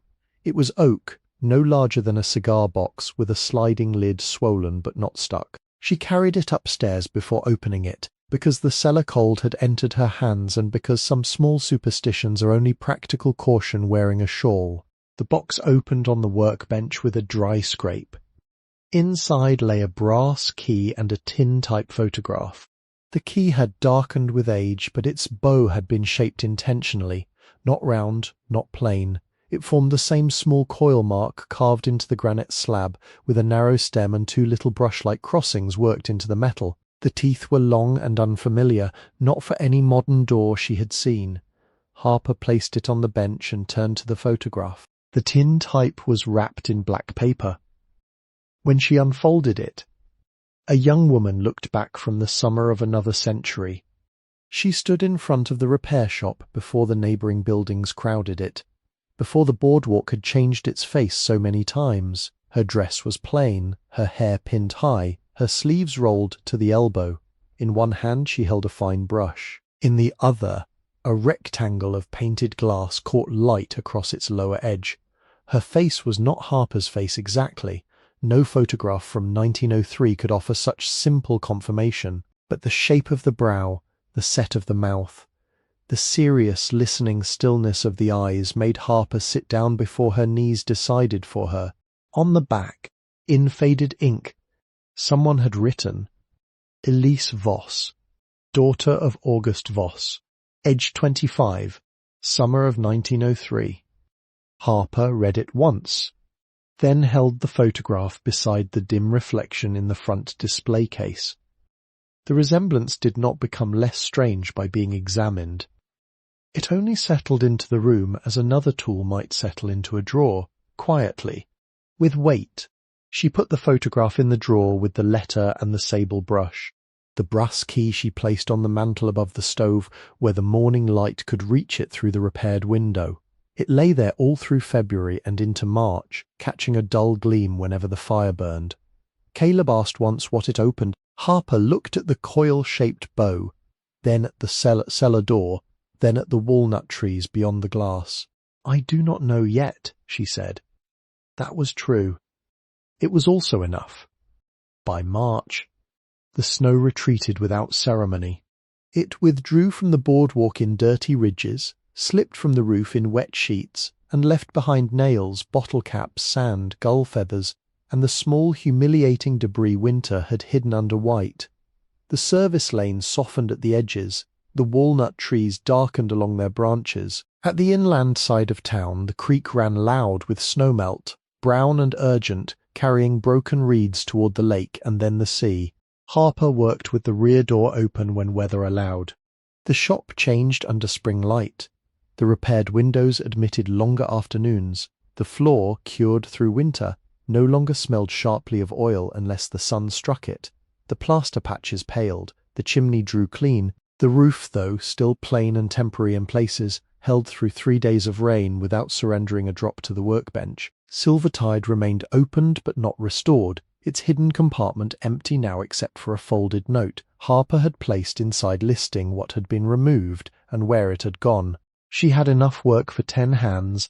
The machines needed contact cleaning, coil testing, rewiring, cabinet stabilization, leg levelers, playfield wax, new rubber, bulbs, fuses, score reel rebuilding, backglass study, and money beyond imagining if bought carelessly. The lease needed a lawyer, not one who smiled before reading. The granite slab in the cellar waited. The key on the mantel waited. The sign above the front remained faded, almost beyond public reading. Spring suggested beginning the craft. Harper chose not to. Not yet. She read Lenora's technical instructions again in April, sitting at the back bench while rain moved softly along the roof. She opened the pigment packets, not fully, only enough to examine condition. The vermilion still held colour. The lamp black was usable. The brush point, after careful cleaning, came back finer than she deserved. She could have tried to repair one damaged glass panel. She wanted to. Wanting was not readiness. Instead, she ordered modest materials with the sale of 1 more silver coin, a scrap pane for practice, modern pigments for test batches, distilled water, cotton gloves, and a small thermometer. She would practice on samples, lines first, then transparent color, then backing, no heirloom glass until her hand could repeat itself under pressure. The coin sale was written in the notebook with date, type, buyer, amount, and reason. 2 coins spent total. Food, supplies, survival of trade. The rest remained sealed where they belonged. April warmed the boardwalk by degrees. Doris began leaving rhubarb muffins in the paper bags. Caleb arrived without his heavy coat and showed Harper a blister earned from splitting too fast. Reverend Boyd changed to a lighter hat but kept the same 4 words. Mr. Merrick propped the hardware store door open and complained about tourists as if secretly grateful for them. Earl Taverner did not climb, did not kneel, and did not approve too easily. But he walked the service lane one clear afternoon and looked at the roof from 3 angles before saying, "Still closed." That was enough praise to carry a week. On the last day of April, Harper stood behind the front counter and turned the sign from the floor in her hands. Backglass work by appointment. Please do not touch painted glass. The letters were worn but legible after cleaning. She set it back where customers once had seen it. Though no customer would come through the boarded entrance soon, the house was patient. So was she. 2 winters later, in December 2024, Harper completed her first true backglass repair. Not a famous glass. Not a valuable one by the standards of collectors who wrote numbers in online boxes and argued over condition from photographs. It belonged to a modest 1950s machine whose lower corner had lost a painted spray of stars and part of a woman's blue sleeve. The owner was a retired postal worker from Ocean Grove who had found Harper's index card at the diner and called twice before leaving a message, apologizing both times for bothering her. Harper accepted the job only after seeing the glass in person. She laid it on, felt across the restored back bench, photographed the front, mapped the missing areas, tested the old paint with a damp swab, and mixed the black line under a thermometer's judgment. The room held at 68 degrees because the stove had been lit since dawn and because she had learned how to ask heat from iron without demanding too much. She used lamp, black and binder in a ratio close to Lenora's beginning, then adjusted it by the way the brush left the line. The sable point moved slowly, no flourish, no vanity, outline first, then transparent blue, thinned and tested on scrap, then a careful backing not so bright that it shouted against the aged mirror round it. The repair took 4 days. Most of that time was waiting. When the owner returned, Harper set the glass upright in the repaired front room and let him see it in morning light. He did not speak for a while. He only leaned closer, hands clasped behind his back, as if afraid they might touch what the sign had forbidden. "My father bought that machine," he said at last. Harper nodded. "She looks like herself again." That was payment enough, though he paid the invoice exactly and included a loaf of bread from his sister's bakery, because Doris had told him a person working with glass forgot to eat. Harper entered the job in the ledger beneath Lenora's last known entry, leaving one blank line between the old hand and her own. The interior of the shop had not become polished. It had become alive in a modest, working sense. The roof remained patched at the rear but sound with a proper larger repair scheduled after winter. The chimney drew clean and held smoke the way a promise held breath. The floors had darkened further under oil, honey along the walls, mahogany near the counter, and the worn path remained visible because Harper had stopped sanding before history disappeared. The windows admitted weathered light through glass old and new, each pane labelled in the notebook with its date of repair. The plaster patches had cured pale, then slowly accepted soot, sun and air until they belonged. The front counter had been scrubbed, oiled, and left scarred.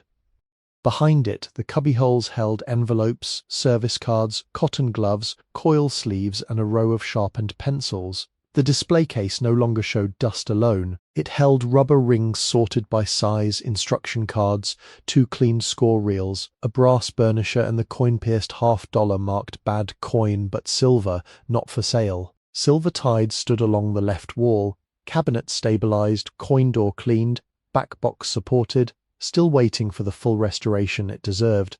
Harper had not rushed it. Some machines become teachers only if allowed to remain unfinished long enough. The brass key stayed on the mantel for nearly 2 years. She dusted around it. Caleb asked about it less often. Doris once picked it up, felt its weight, and said it had the personality of a secret. Reverend Boyd looked at it one morning when he came inside during a hard rain and did not ask what it opened. The coil-shaped bow darkened where air touched it.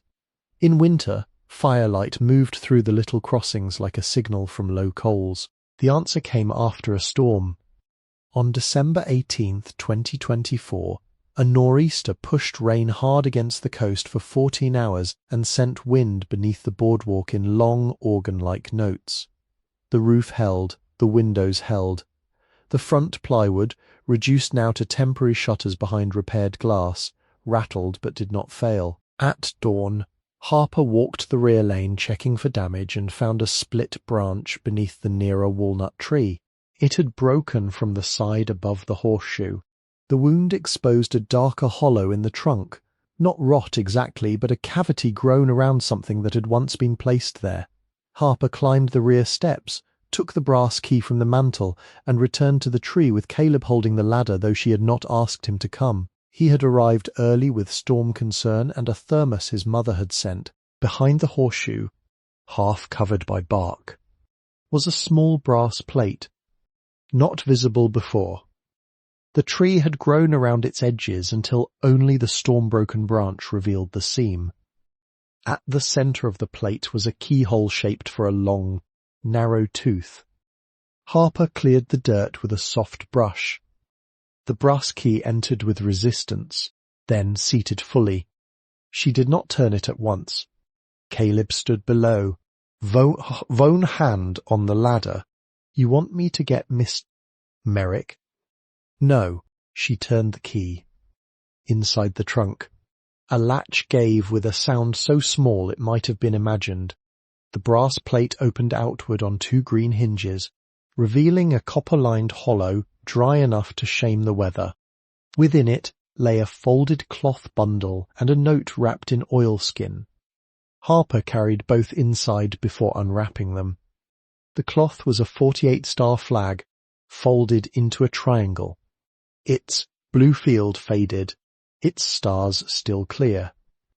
It smelled faintly of cedar and metal. The note was dated June 7th, 1945, and written in a hand Harper now knew from the family names, though she had never seen this particular script before. To the one who finds this after we are gone, Daniel's flag belongs to the house until someone comes who will remember him without making a display of sorrow. He was not only a soldier, he was the boy who could make Ruth laugh by balancing screws on his nose, who hated onions, who sang while sweeping the service lane, and who wrote home asking whether the new flipper coils had arrived because he worried about machines even from France. The medal went to his mother. The flag goes here, in the living tree, because Samuel said wood remembers better than walls. Keep it dry. Take it out on the day he died if you can bear to. Fold it again. Put it back if no proper place has appeared. Elise Voss. For Ruth, who could not write this herself.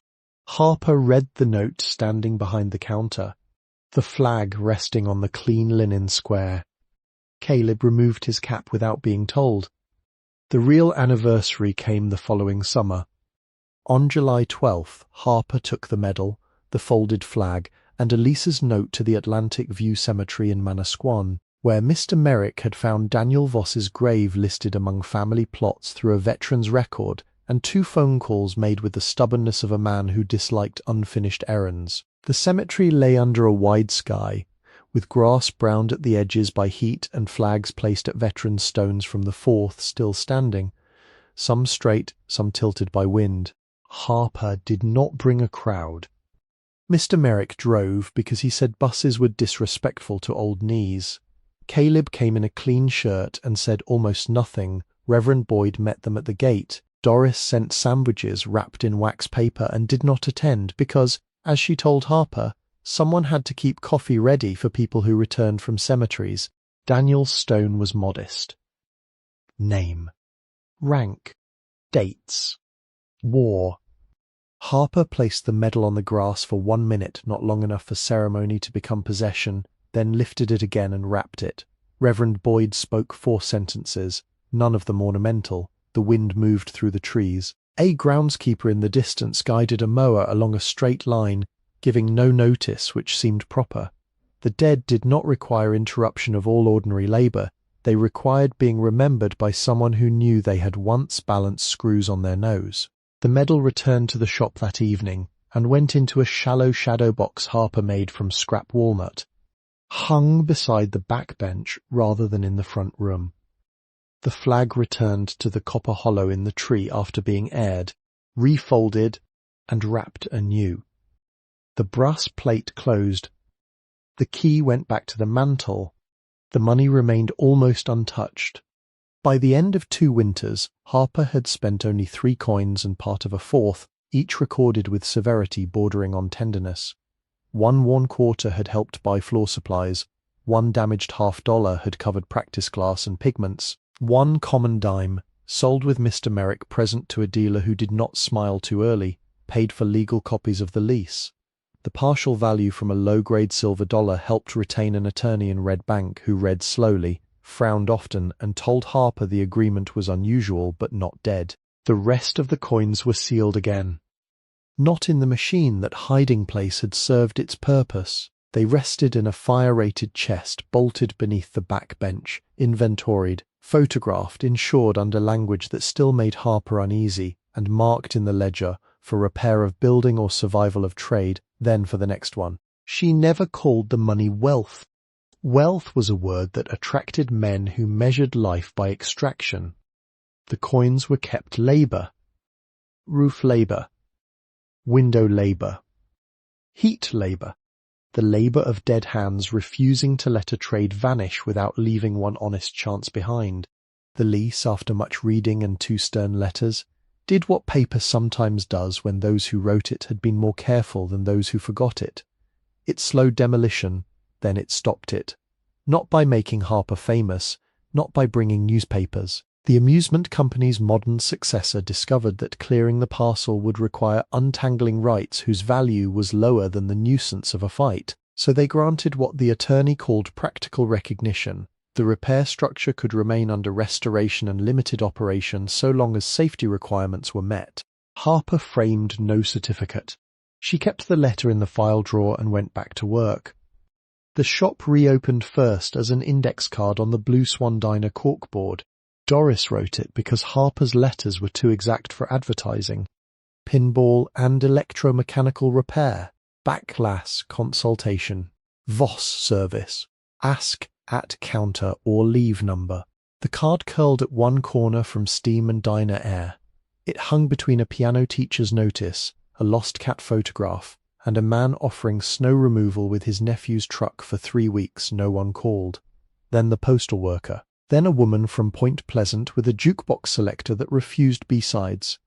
Then a boardwalk vendor whose prize crane had stopped closing its claw. Harper did not repair video boards. She did not pretend to know what she did not, but relays, coils, contacts, switches, glass, score reels, coin slides, and patient old mechanisms began finding their way back to the bench. By the 2nd December, the mailing list had 43 names. It was not a business empire. It was a clipboard.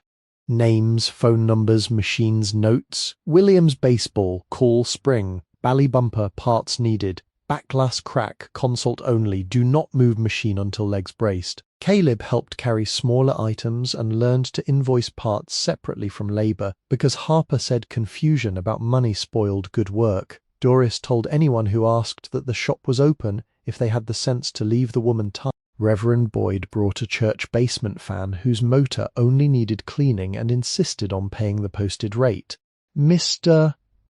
Merrick complained that Harper's supply orders were becoming legible enough to bore him.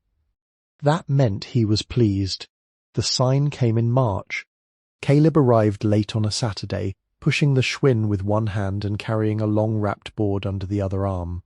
He had grown taller over the 2 years, though still narrow, and his silence had changed from guarded to deliberate. His mother had driven him to a woodworking class inland, and for 6 Saturdays he had said nothing about what he was making. He unwrapped it on the front counter.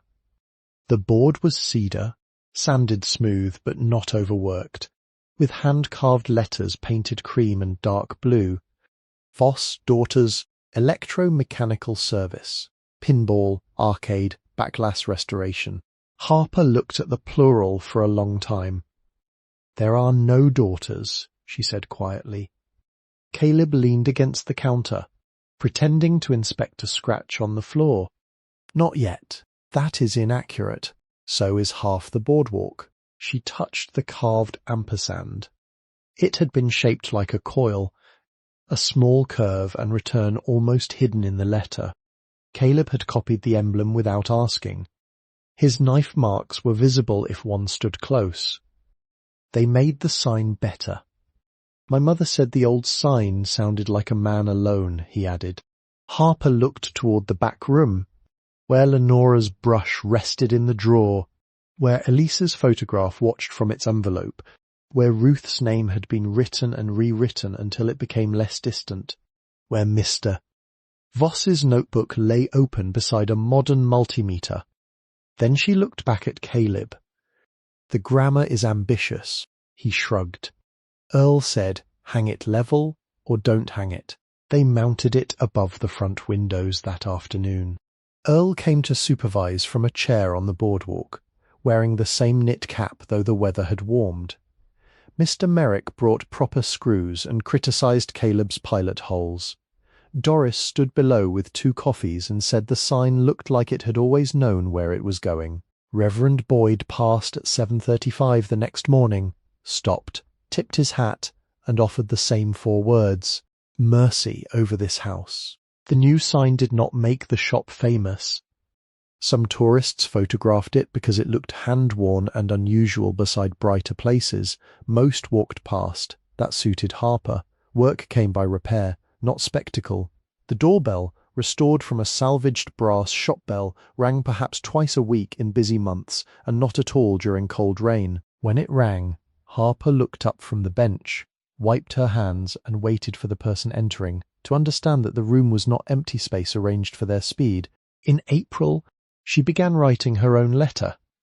She did not know when it would be needed. That was exactly why it had to begin before need arrived. She used heavy paper from the copy shop and one of Lenora's sharpened pencils first, because ink was too final for a beginning. The shop was quiet that evening. Caleb had gone home. Doris's latest jar of soup warmed on the stove. Silver Tide stood open, partially rewired now, its playfield cleaned in one corner where original colour showed through like a remembered shoreline.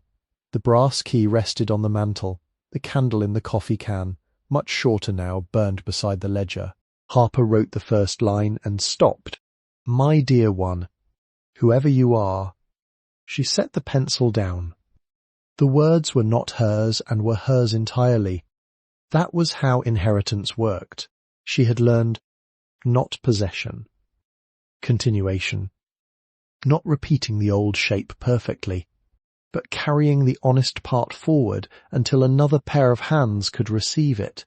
She wrote about the roof first because roofs must come before romance in any truthful account of restoration. She wrote the shingle count, the sister rafter, Earl's three-stroke nail, and the way rain sounded when it finally moved away from the seam. She wrote about lime mortar, cold fingers, and smoke going clean. She wrote the warning about rags soaked in oil. She wrote that the original window above the workbench should not be replaced unless broken beyond saving. She wrote that the granite slab in the cellar had not yet been lifted, because the next one deserved at least one mystery that had not been spent by impatience. Then she wrote about money. Spend less than fear advises and more than pride permits. Get 3 opinions. Do not confuse selling with failing if hunger has entered the room. Do not confuse keeping with virtue if keeping makes the work die. She paused there, listening. Outside, the boardwalk had quieted for evening. The walnut leaves had returned, small and bright. A bicycle passed slowly, chain clicking. Somewhere in the front room, bone of the repaired machines settled with a metal note soft as a coin laid on wood. The arcade was not empty. It had been waiting. Harper added the names. Lenora, Samuel, Ruth, Matthias, Elise, August, Daniel, Peter, Isidore, Elaine Kettle, though not blood, Merrick, Earl, Doris, Caleb, Reverend Boyd, the librarian whose full name she never learned, the barber in Ocean Grove, the bus driver who waited half a block. She wrote them because a future inheritor might need to know that restoration is never solitary, even when the work is done by one pair of hands in a cold room after midnight. At the bottom of the first page, she wrote what she had earned slowly enough to trust. You are allowed to stay, but staying is work. She left the letter unfinished. Letters for the future should have room to grow. By the 3rd spring, the shop had a rhythm. Monday for cleaning and ordering, Tuesday and Wednesday for bench repairs, Thursday for glasswork if humidity permitted, Friday for calls, estimates, and the work no one could see because it happened in ledgers, receipts and notes taped to parts drawers. Saturdays were unpredictable. Sometimes Caleb came. Sometimes a machine arrived on a hand truck.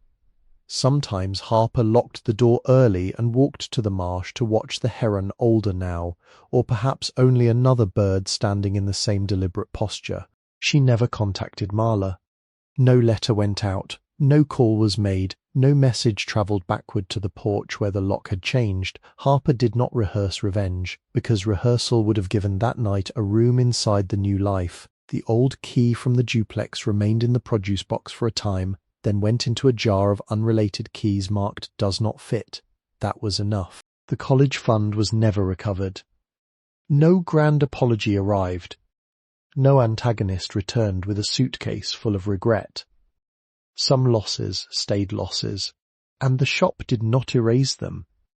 It only gave Harper a place large enough that loss did not occupy every chair. She still lived modestly. Her bed was in the loft behind a curtain sewn from canvas drop cloth. Her clothes hung on a pipe rail.